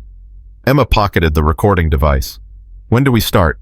Tomorrow, 0900, IG's office. We'll have your complaint ready. You just need to sign it and submit it. And then we wait. And then we wait. The meeting broke up. Monroe and Reeves left first. Garrett stayed behind. One more thing, he said. The coin you have. The challenge coin from Task Force Phantom. Emma's hand moved instinctively to her pocket. How do you know about that? Because I used to be in CID 7 years ago. I was assigned to investigate Ramadi, and I found evidence that your team wasn't just Force Recon. You were something else. Something that didn't officially exist. I can't talk about that. I'm not asking you to. I'm telling you that if Task Force Phantom was real, and if it was doing what I think it was doing, then the people who wanted you dead 7 years ago are the same people who want you dead now. Why? Because Phantom knew things, saw things, did things that certain people wanted buried, and as long as you're alive, those secrets aren't buried. Emma's throat was tight. What kind of things? The kind that end careers, topple governments, get people executed for treason. Garrett moved toward the door. Watch yourself, Phantom. You're not just hunting conspirators. You're threatening an entire network. He left. Chen turned to Emma. Task Force Phantom. What the hell is he talking about? Nothing. That didn't sound like nothing. Chen, drop it. No, you just signed up to be bait for a murder conspiracy. I deserve to know what I'm protecting you from. Emma was quiet for a long time. Then, you know how I told you I was Force Recon? Yeah. That was half true. I was Recon. But I was also part of a special task force. Black Ops. Missions that don't appear in any records. 7 Marines, handpicked. We did things that needed doing but couldn't be acknowledged. What kind of things? The kind that make enemies. The kind that get people killed. Emma pulled out the coin, showed it to him. This was my unit identifier. Alpha 773. Task Force Phantom. Chen stared at the coin. And Ramadi was the end. Someone found out about us, sent us into a trap, killed my team, almost killed me. Holy shit. Yeah. And now they're trying again. Yeah. Chen was quiet, processing. Okay, so we're dealing with people who kill special ops teams. People with access to military intelligence. People with millions of dollars and no conscience. That's about right. Great. This keeps getting better. Chen looked at her. You sure you want to do this? No, but I'm doing it anyway. Then I'm staying close. Really close. Like annoying little brother close. I don't need a babysitter. Too bad. You got one. Chen headed for the door. Come on, let's get out of here before your invisible bodyguards think we're suspicious. They left Building 7, walked back toward the barracks. The base was still dark, still quiet. You see them? Emma asked. See who? The agents. The protection Monroe mentioned. Chen scanned the area. No, but that doesn't mean they're not there. Or it means they were lying. Maybe. They were 50 meters from the barracks when Emma felt it. That sensation, the one from earlier, being watched. Chen. Yeah. Don't react. But I think we're being followed, not by agents. Chen didn't look back. Where? Behind us, staying in shadows, keeping distance. Same person from earlier. Don't know. Different feel. Emma's hand moved toward her weapon. When we get to the next corner, I'm going to double back. You keep walking. Draw them out. Bad plan. I should double back. You're not trained for this.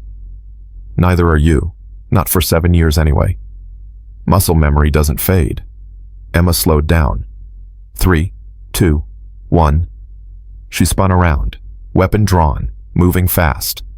The shadow was there, 20 meters back, moving toward them. Not running, not hiding, just walking. Confident. Stop, identify yourself. The shadow kept coming. Emma could see him now in the streetlight. Male, tall, civilian clothes, face obscured by a hood. I said stop. The man stopped, but his hands stayed in his pockets. Hands where I can see them. Gunnery Sergeant Reyes.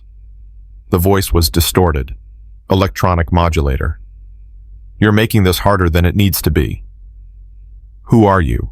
Someone who's trying to save your life. By stalking me. By warning you. You're playing a game you don't understand. With people you can't beat. Walk away. Stay quiet. Live. That's not happening. Then you'll die. Just like your team in Ramadi. Just like Jenkins. Just like Martinez will if she doesn't shut up. Emma's blood went cold. Martinez is safe. She's not even here. She's at Fort Hood. Building 2D847. Room 219. Alone. Vulnerable. The man tilted his head. One phone call. That's all it takes. One phone call and she has an accident. Training mishap. Tragic.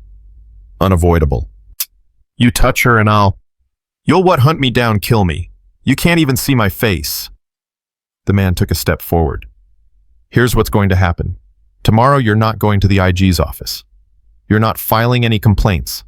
You're not talking to any more CID agents. You're going to request a transfer, somewhere far away. And you're going to forget everything you think you know. And if I don't, then people start dying. Martinez, Chen, Kowalski, Torres, everyone you care about, one by one, until you learn to keep your mouth shut. Chen stepped up beside Emma. You threatening my friend? I'm offering her a choice.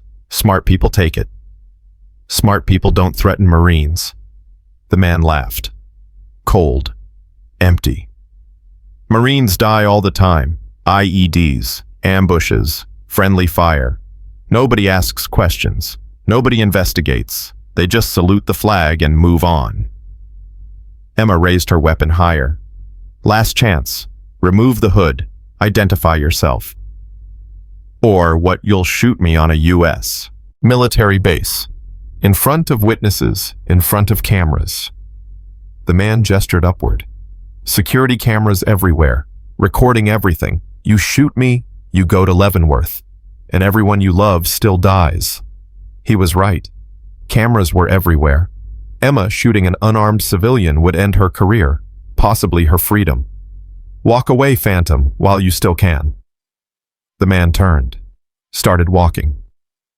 Emma's finger tightened on the trigger, every instinct screaming to shoot, to end the threat, to stop him before he hurt anyone else. But Chen put a hand on her arm. Don't. He wants you to. That's the trap. Emma lowered the weapon, watched the man disappear into the shadows. We need to warn Martinez, Chen said. Emma was already dialing. The phone rang, and rang, and rang. Voicemail. Martinez, it's Reyes. Call me immediately. Don't leave your room. Don't talk to anyone you don't know. Call me.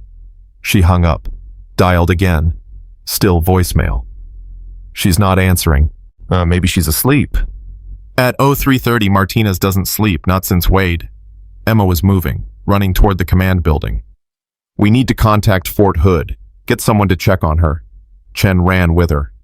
You think they'll really hurt her? These people killed 28 Marines. You think they'll hesitate to kill 29? They burst into the command building. The duty officer looked up, startled. I need to contact Fort Hood. Right now. Emergency. Ma'am, it's 03:30. I don't care what time it is. Get me Fort Hood. Now. The officer saw her face, made the call. This is Sergeant Willis, duty officer at Al Tamf. Need to relay an emergency message to Fort Hood. Building 2847, room 219. Occupant may be in danger. Static. Then a response. Roger that. Sending MP to that location now. Stand by. Emma grabbed the phone.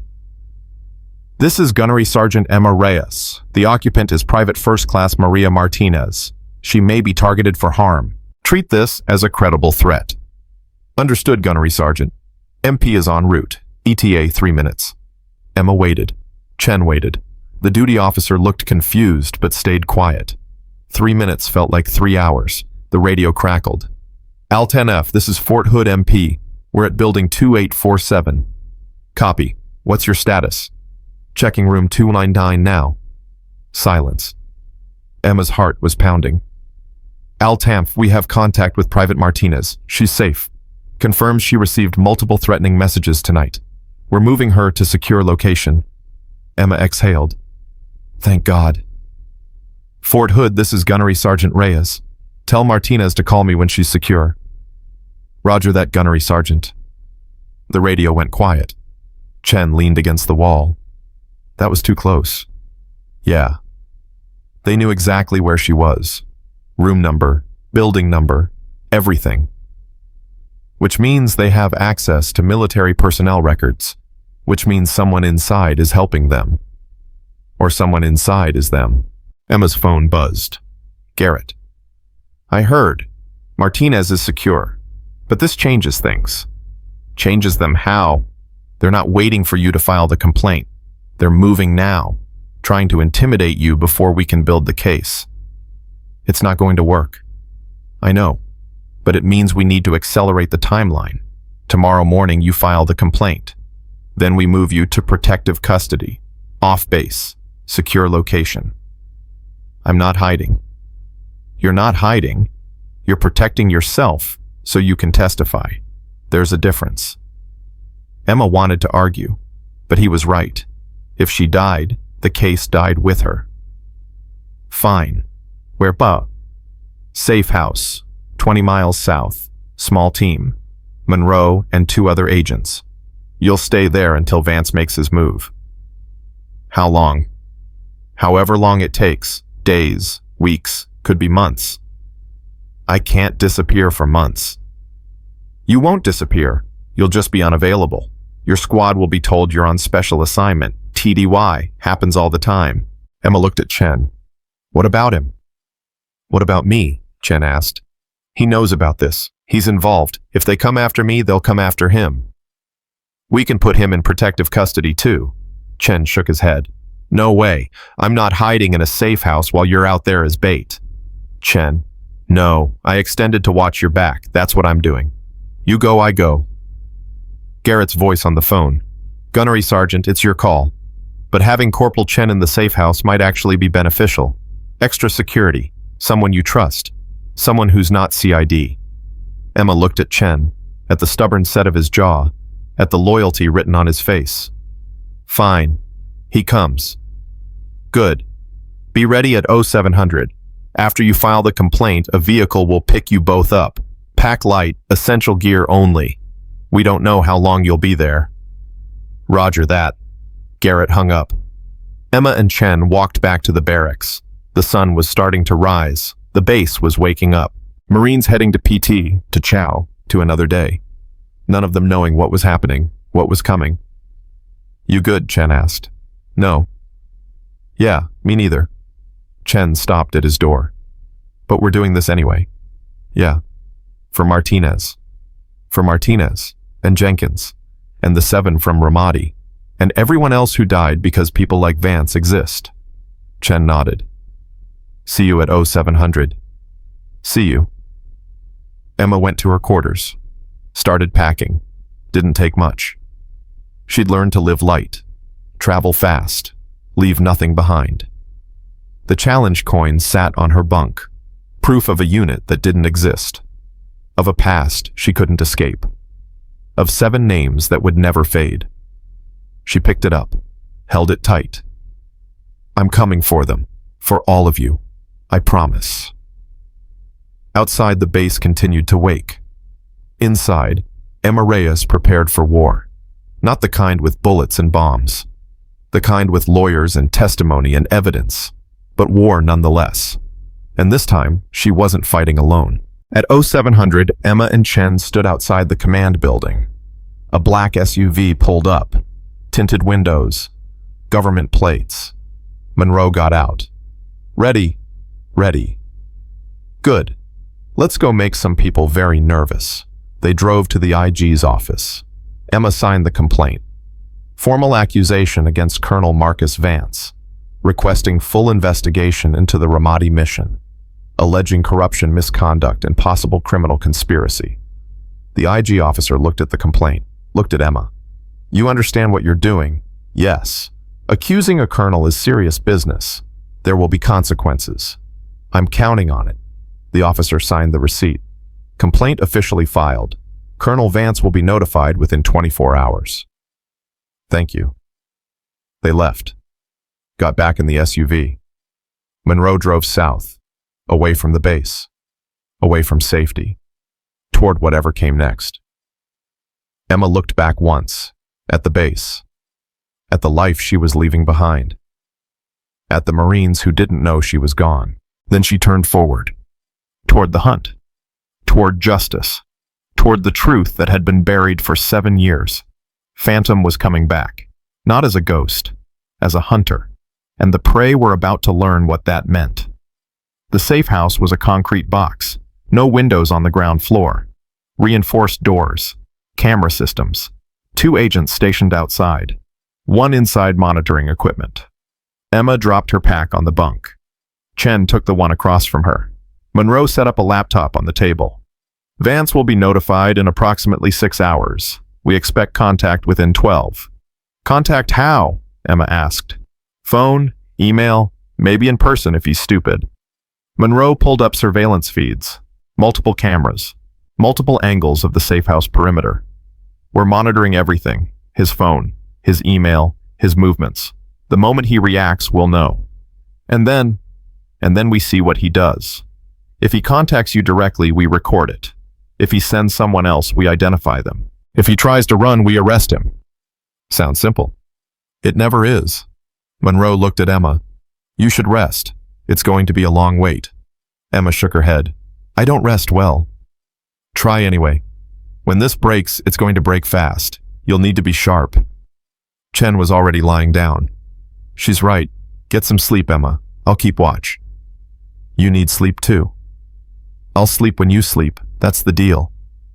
Emma wanted to argue but didn't have the energy. She lay down on the bunk, closed her eyes, didn't expect to sleep, but exhaustion won.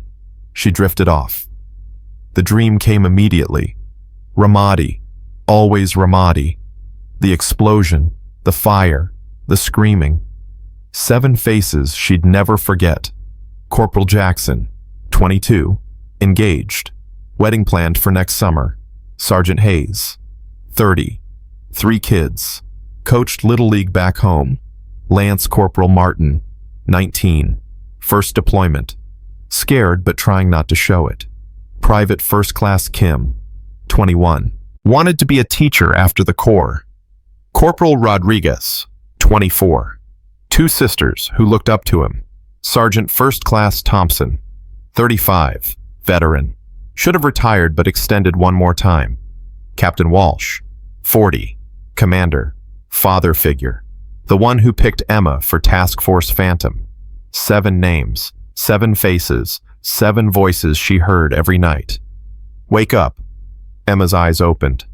Monroe was standing over her, phone in hand.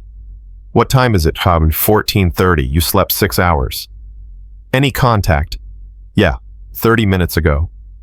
Monroe held up the phone. Email, from Vance, to you, routed through official channels, very careful, very controlled. Emma sat up. What's it say? Monroe handed her the phone. Emma read Gunnery Sergeant Reyes. I received notification of your complaint. I understand you have questions about the Ramadi operation. I would welcome the opportunity to discuss this with you directly. Perhaps we can resolve this matter without formal investigation. I will be at the Greenview Hotel in Damascus tonight at 2000 hours. Room 412. Come alone. We'll talk. Respectfully, Colonel Marcus Vance. Emma looked at Monroe. He wants to meet. In Syria. Off base. Alone. It's a trap. Obviously. So, you're not going. Emma smiled. Cold smile. I didn't say that. Chen was up now. You can't seriously be considering this.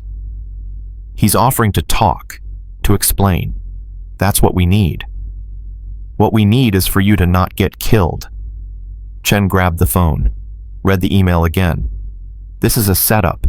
He's trying to get you alone, away from protection, so he can what, kill me?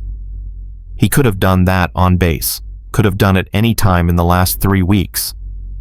Maybe he was waiting for the right moment.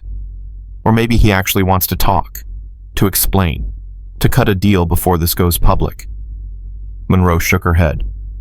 Even if he wants to talk, the meeting location is problematic. Syria, hostile territory, civilian hotel. We can't provide adequate protection. Then don't provide protection. Let me go alone. Absolutely not. He said alone. If I show up with agents, he'll bolt. We lose our chance. If you show up alone, you might not come back. Emma stood. I survived Ramadi alone. I survived the Canal Road alone. I can survive one meeting with a dirty colonel. Ramadi was 7 years ago. You're older now. Slower. I'm not slower. I'm smarter. Emma looked at the email again. Tonight at 2000 hours. That gives us 7 hours to prepare. Prepare how? We can't insert agents into a Syrian hotel on 7 hours' notice. No, but you can put a tracker on me. Wire me for sound, and have backup staged close enough to respond if things go wrong. Monroe considered. This is against protocol. So is Ramadi. So is the Canal Road. So is everything I've done since I put on this uniform. You're asking me to sign off on an operation that could get you killed. I'm telling you I'm going, with or without your approval. Monroe was quiet, thinking, calculating. Reeves needs to sign off, and Garrett, and probably someone above them. Then call them. Monroe made the calls. 30 minutes of arguing. 30 minutes of Emma listening to one side of a conversation that kept circling back to too dangerous and unacceptable risk. Finally, Monroe hung up. They said yes, conditionally. What conditions? You wear a wire, you wear a tracker, you carry a panic button, and we have a tactical team staged 2 blocks away. armed, ready to breach on your signal. Done. And Chen goes with you. What? Chen looked shocked. I thought she had to go alone. She does, officially. But you'll be in the lobby, watching. If anything happens, you call it in immediately. Chen nodded. I can do that. Good. Because if she dies, you're going to wish you had. They spent the next 4 hours preparing. Monroe fitted Emma with a wire. Tiny microphone clipped inside her collar. Transmitter taped to her lower back. Trackers sewn into her boot. The wire has a range of 50 meters, Monroe said. Plenty for a hotel room. The tracker is GPS. We can follow you anywhere. And the panic button. She handed Emma a small device. Looked like a key fob. Red button. Press and hold for 2 seconds. Tactical team will breach within 90 seconds. 90 seconds is a long time. It's the best we can do. Any faster and they'd have to be in the building, which defeats the purpose of you going in alone. Emma pocketed the panic button. What if he sweeps me for wires? He probably will. The wire is good, but it's not perfect. If he finds it, you're compromised. Then I'll improvise. Improvising gets people killed. So does overthinking. Emma checked her weapon. Loaded, chambered, safety on. What time do we leave? 18:30. Gives you time to get there. Scout the location. Be in position before 2000. Chen was cleaning his rifle. Third time. Nervous energy. You really think he's going to confess, just tell you everything? No. But he might slip. Say something he shouldn't. Give us a thread to pull. And if he doesn't slip, if he's careful, then we push him. Make him uncomfortable. Make him react. That's a terrible plan. You have a better one. Chen didn't answer. At 18:30, they loaded into 2 vehicles. Emma and Chen in one, Monroe and 3 agents in the other. They drove north toward Damascus, 40 minutes through hostile territory. Every checkpoint was tense. Every scan was thorough. But Monroe had the credentials, the paperwork, the authority. They passed through. Damascus was chaos, traffic, crowds, noise. The war had moved on, but the scars remained. Buildings with bullet holes, rubble in the streets, children selling cigarettes on corners. The Greenview Hotel was nicer than expected. 6 stories, Western design. Probably catered to contractors and journalists, people with money who needed neutral ground. Emma and Chen went in first. Monroe's team staged 2 blocks away in a parking garage, line of sight to the hotel entrance. Backup if things went wrong. The lobby was empty except for a desk clerk reading a magazine. He barely looked up when they entered. I'll be right here, Chen said. Took a seat with a view of the elevators. You go up. I'll watch your back. Thanks. Emma took the elevator to the 4th floor, walked down the hallway, found room 412, knocked. It's open. Emma pushed the door open. Vance sat in a chair by the window, uniform, pressed, clean, like he'd just come from a ceremony. Gunnery Sergeant Reyes, thank you for coming. Emma stepped inside, closed the door, scanned the room. No one else. No obvious threats. You said you wanted to talk. I did. Please sit. I'll stand. Vance smiled. Thin smile. Still the warrior, even after all these years. Cut the bullshit, Colonel. Why am I here? Because you filed a complaint. Because you're asking questions. Because you're threatening to undo 7 years of very careful work. Work, is that what you call it? Murdering Marines. I call it necessity. You wouldn't understand. Try me. Vance stood, walked to the window. Do you know why Task Force Phantom existed? Emma's stomach tightened. I know enough. No, you know what you were told. That you were special operators. That you ran black missions. That you were the best of the best. Vance turned. But that was a lie. You were never supposed to succeed. You were supposed to be deniable assets. Expendable. Tools to be used and discarded. What are you talking about? Task Force Phantom wasn't a combat unit. It was a cleanup crew. Your missions were designed to eliminate problems. People who knew too much. People who asked too many questions. People like you. Emma's hands clenched. That's insane. Is it? Think about your missions. The targets you were sent after. Most of them weren't enemy combatants. They were contractors, informants, assets who'd outlived their usefulness. We were told they were insurgents, high-value targets. You were told what you needed to hear to pull the trigger. Vance pulled out a file, threw it on the table. Read it, your entire mission history, every target, every operation, all carefully designed to eliminate witnesses and cover tracks. Emma picked up the file, opened it, read. Her hands started shaking. The targets, the missions, the people her team had killed. They weren't insurgents, they were intelligence assets. Contractors, people who'd worked with the US government and then became liabilities. This can't be real. It's very real. And you were very good at it. 7 Marines. 43 confirmed kills across 18 months, all of them people who needed to disappear. Captain Walsh knew. Walsh was the architect. He handpicked you, trained you, sent you on missions. And when it was time to tie up loose ends, he took you to Ramadi. Emma's breath was shallow. The ambush. You're saying Walsh set it up. Walsh set it up. I facilitated it. Kessler funded it. And 40 insurgents executed it. Except you weren't supposed to survive. None of you were. The entire team was supposed to die in that ambush. Neat. Clean. Problem solved. Why? Because you were asking questions. Because Captain Walsh was getting nervous. Because Task Force Phantom knew too much and was becoming a liability itself. Emma's world was spinning. 7 years.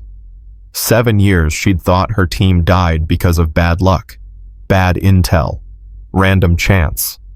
But it was murder. Premeditated, calculated, ordered by people they trusted. Walsh didn't die in the ambush, Emma said quietly. Vance smiled. No, he didn't. He's alive, living very comfortably in the Caymans under a new name. Retired, rich, free. You let him live. We paid him to live, $2 million, in exchange for silence, in exchange for disappearing. And the rest of my team, collateral damage. Emma's hand moved to her weapon. I should kill you right now. You should, but you won't, because you're being recorded, because there are agents listening, because killing me solves nothing. Vance sat back down. I'm offering you the same deal Walsh got, $2 million. New identity, disappear, and everyone you care about stays alive. I'm not Walsh. No, you're better.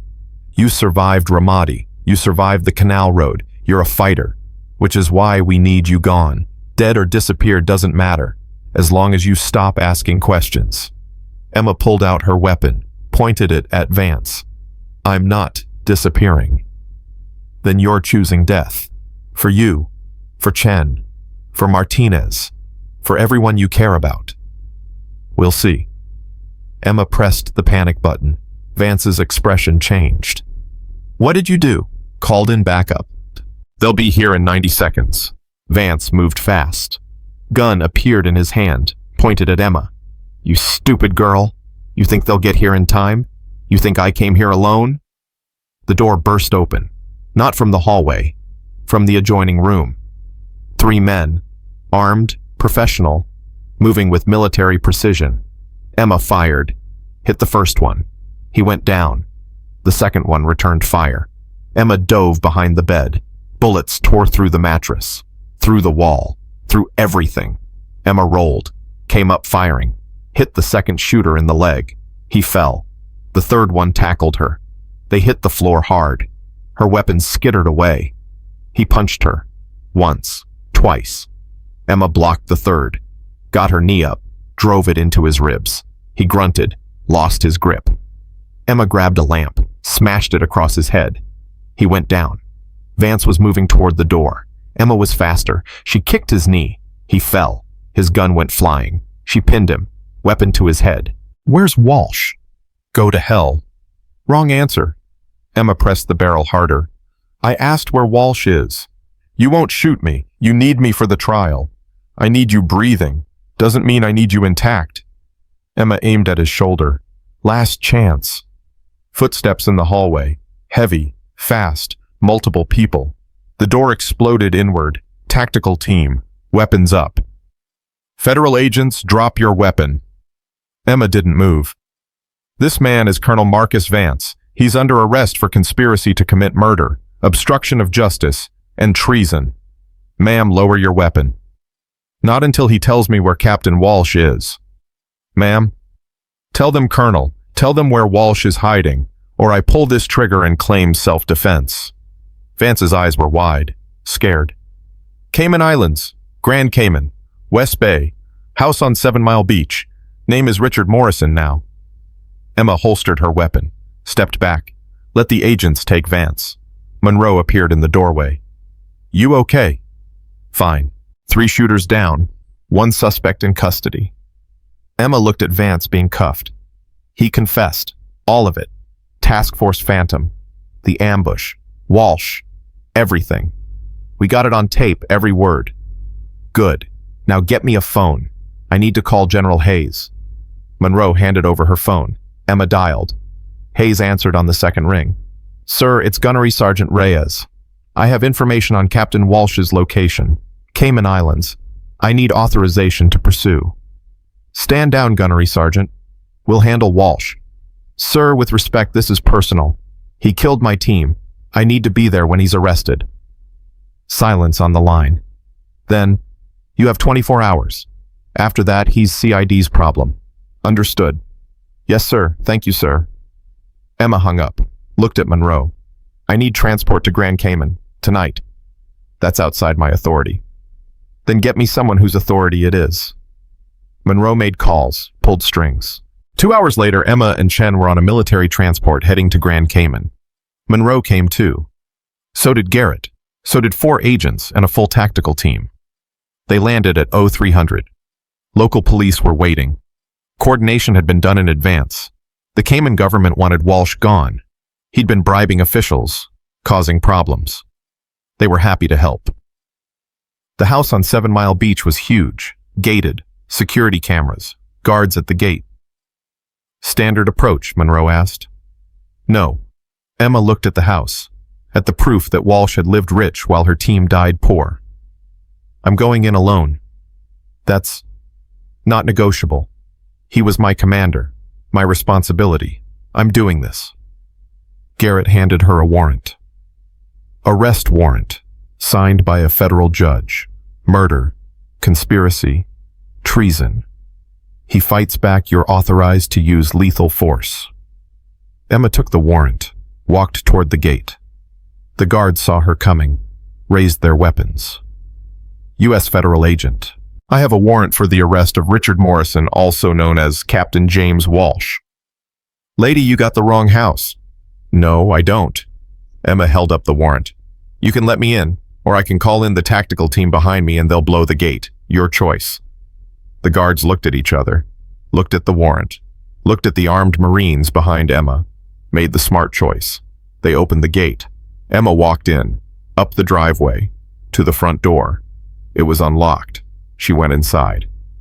Walsh sat in the living room, drink in his hand, watching the ocean through floor-to-ceiling windows. He didn't turn when she entered. Hello, Emma. Captain. It's Richard now. James Walsh died in Ramadi. Remember? Emma walked around to face him. I remember. I remember Jackson dying, Hayes dying, Martin Kim Rodriguez Thompson. I remember all of them. Casualties of war. Casualties of your greed. Emma threw the warrant on the table. You're under arrest. Walsh picked up the warrant, read it, smiled. You really think this will work? You think they'll convict me? I have lawyers. I have money. I have leverage. You have nothing. Vance confessed. Everything. The missions. The ambush. The payoff. All of it. Walsh's smile faded. Marcus talked. He sang like a canary. Stupid bastard. I told Kessler he was weak. Kessler's next, then the woman, then everyone else in your network. We're dismantling all of it. Walsh stood. You don't understand what you're interfering with. Task Force Phantom wasn't just about cleaning up messes. It was about protecting American interests. About doing what needed to be done. By murdering Americans. By eliminating liabilities. People who would have exposed operations, endangered assets, gotten more people killed. So you killed them first. Yes, and I'd do it again. Walsh moved toward the window. Those 43 people you killed, they were all guilty, all complicit, all deserving. And my team, were they deserving too? Your team knew too much, started asking questions. Jackson was going to file a report. Hayes was talking to his wife. Martin kept a diary. They were liabilities. So you had them killed. I had them eliminated. It's different. Emma's hand moved to her weapon. Turn around. Put your hands on your head. Or what? You'll shoot me. Walsh turned. Go ahead. Pull the trigger. Just like I taught you. Quick. Clean. No hesitation. Emma raised her weapon, pointed it at Walsh. Finger on the trigger.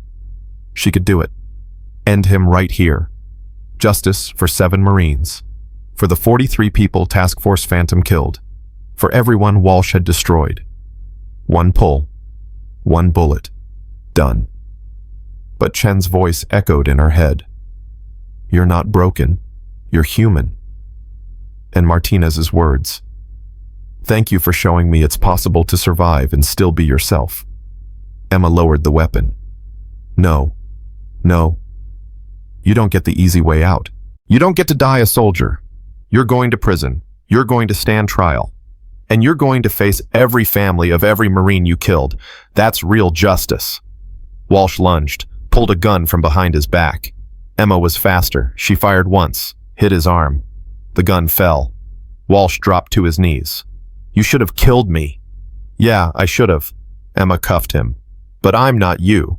The tactical team entered, took Walsh into custody. Monroe appeared. It's done, Emma said. Not quite. We still need Kessler and the woman. Where are they? We don't know. Vance wouldn't give them up. Said he doesn't know their current location. Then we find them. That could take months. I've got time. But they didn't need months. 3 days later, Kessler tried to leave the country. FBI arrested him at Dulles Airport. He had a briefcase full of cash and a passport with a fake name. He talked within 2 hours. The woman's name was Sarah Hendricks, former CIA, ran a private intelligence firm. She'd orchestrated the entire network. Vance was her inside man. Kessler was her financier. Walsh was her operator. And she had 14 other operations running, different units, different targets, same pattern. FBI raided her office in Virginia, found everything. Files, records, communications, proof of conspiracy spanning 12 years and 87 deaths. She was arrested without incident. Didn't even resist, just smiled and asked for her lawyer. The trial took 6 months. Emma testified. Chen testified. Martinez testified. 27 other witnesses testified. The evidence was overwhelming. Vance got life without parole. Kessler got 40 years. Walsh got death. The jury deliberated for 3 hours. Hendricks got death too. She showed no emotion when the verdict was read, just that same cold smile. Emma was there for all of it, every day, every testimony, every verdict. When it was finally over, Hayes called her to his office. How do you feel? He asked. Empty. That's normal. Justice doesn't always feel satisfying. I thought it would feel like closure, like I could finally move on. Can you? Emma thought about it. About 7 years of running, of hiding, of trying to forget. Maybe, eventually. Hayes pulled out a folder. The Corps wants to reinstate Task Force Phantom. Different mission, different structure, legitimate operations, proper oversight. They want you to lead it. No. You sure it's a promotion, major, command authority, chance to rebuild something good from something broken? I'm sure. Task Force Phantom died in Ramadi. It should stay dead. Then what do you want? I want to train, teach, Help other Marines survive what I survived. The Reyes Protocol. Yeah, but more than that. Survival, combat medicine, mental health. Everything the Corps doesn't teach, but should. Hayes nodded. I can make that happen. You'll be assigned to Quantico, Training Command. Full staff, full support. Thank you, sir. Don't thank me. You earned it. You survived when no one else did. You fought when everyone else quit. You got justice when justice seemed impossible. The Corps needs more Marines like you. Emma stood, saluted. The Corps needs fewer officers like Vance, like Walsh, like everyone who put mission before people. Agreed. We're working on that, slowly. But we're working on it. Emma left his office, walked across the base. Marines stopped, saluted. Some called her Phantom. Some called her Gunny. Some just nodded. She found Chen and Kowalski at the memorial wall. A new name had been added, Captain James Walsh, but with an asterisk, and below it, killed in action, dishonorably, under investigation, status pending. They're going to remove it, Chen said. Once the appeals are done, Walsh doesn't deserve to be on this wall. No, he doesn't. Emma touched the other names, the real heroes. But these 7 do. Martinez appeared. She'd been reassigned to Quantico too, working with Emma, training other women, showing them they didn't have to disappear to survive. You ready? Martinez asked. For what ceremony? They're unveiling the Task Force Phantom Memorial. All 7 names, official recognition. Emma hadn't known. When? Now, come on. They walked to the parade ground. A crowd had gathered.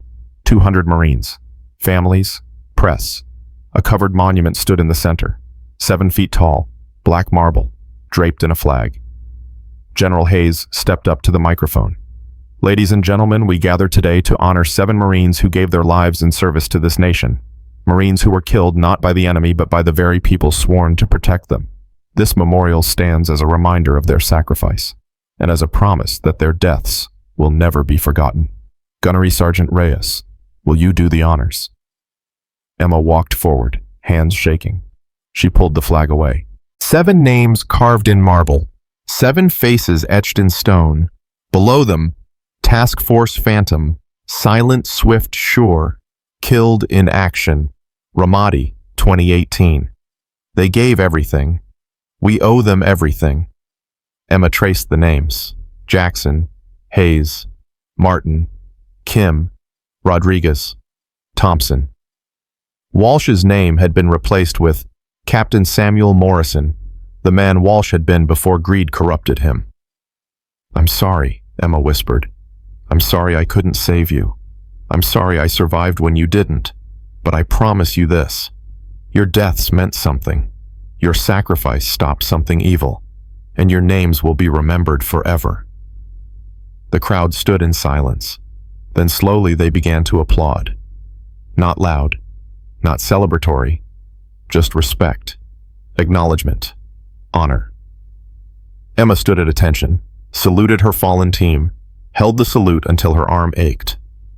When she finally lowered it, Martinez was beside her, then Chen, then Kowalski, then more. 20 Marines, 50, 100, all standing at attention, all saluting, all honoring the fallen. Emma felt something she hadn't felt in 7 years. Peace, not complete, not perfect, but real. The kind that comes from knowing you did everything you could, that justice was served, that the dead were honored, that the truth was finally known. Later that night, Emma sat in her quarters, the challenge coin on her desk, the tattoo visible on her shoulder, the memories still present but less sharp, less painful. Her phone rang.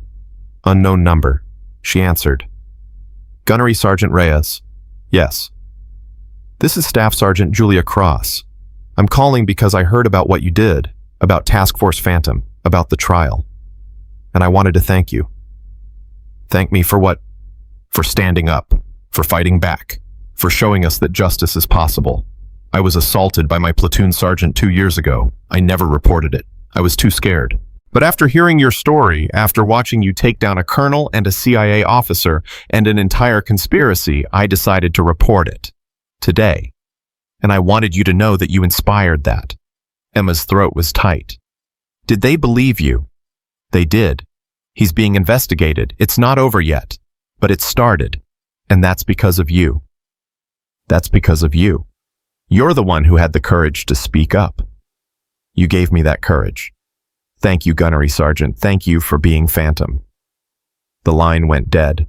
Emma set down the phone, looked at the coin, at the proof of what she'd been, what she'd survived, what she'd become. She picked it up, held it to the light. Silent, swift shore. Not anymore. Now she was something different, something better. Not a ghost operating in shadows. Not a weapon to be used and discarded. Not invisible. Not silent. Not disappeared. She was Gunnery Sergeant Emma Reyes. Survivor. Fighter. Teacher. Voice for those who couldn't speak. Justice for those who'd been wronged. Hope for those who thought there was none. She was Phantom, not the ghost, the legend, the Marine who didn't quit, who didn't hide, who didn't let the bastards win, and she was done running, done hiding, done pretending to be less than she was. The broken rifle they handed her in battle had become a symbol of everything she'd overcome. The 7 names on her shoulder had become her purpose. The coin in her hand had become her reminder that the past didn't define her, but it did shape her. And what it shaped was someone who would never again stay silent when speaking up could save a life. Never again disappear when standing up could change everything. Never again let fear win when courage was the only answer. Because Emma Reyes had learned the hardest truth of all survival wasn't about staying alive.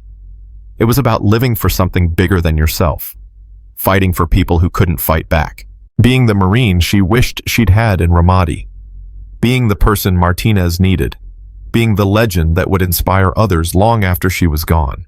She wasn't broken anymore. She was forged, tempered by fire and loss and pain and triumph.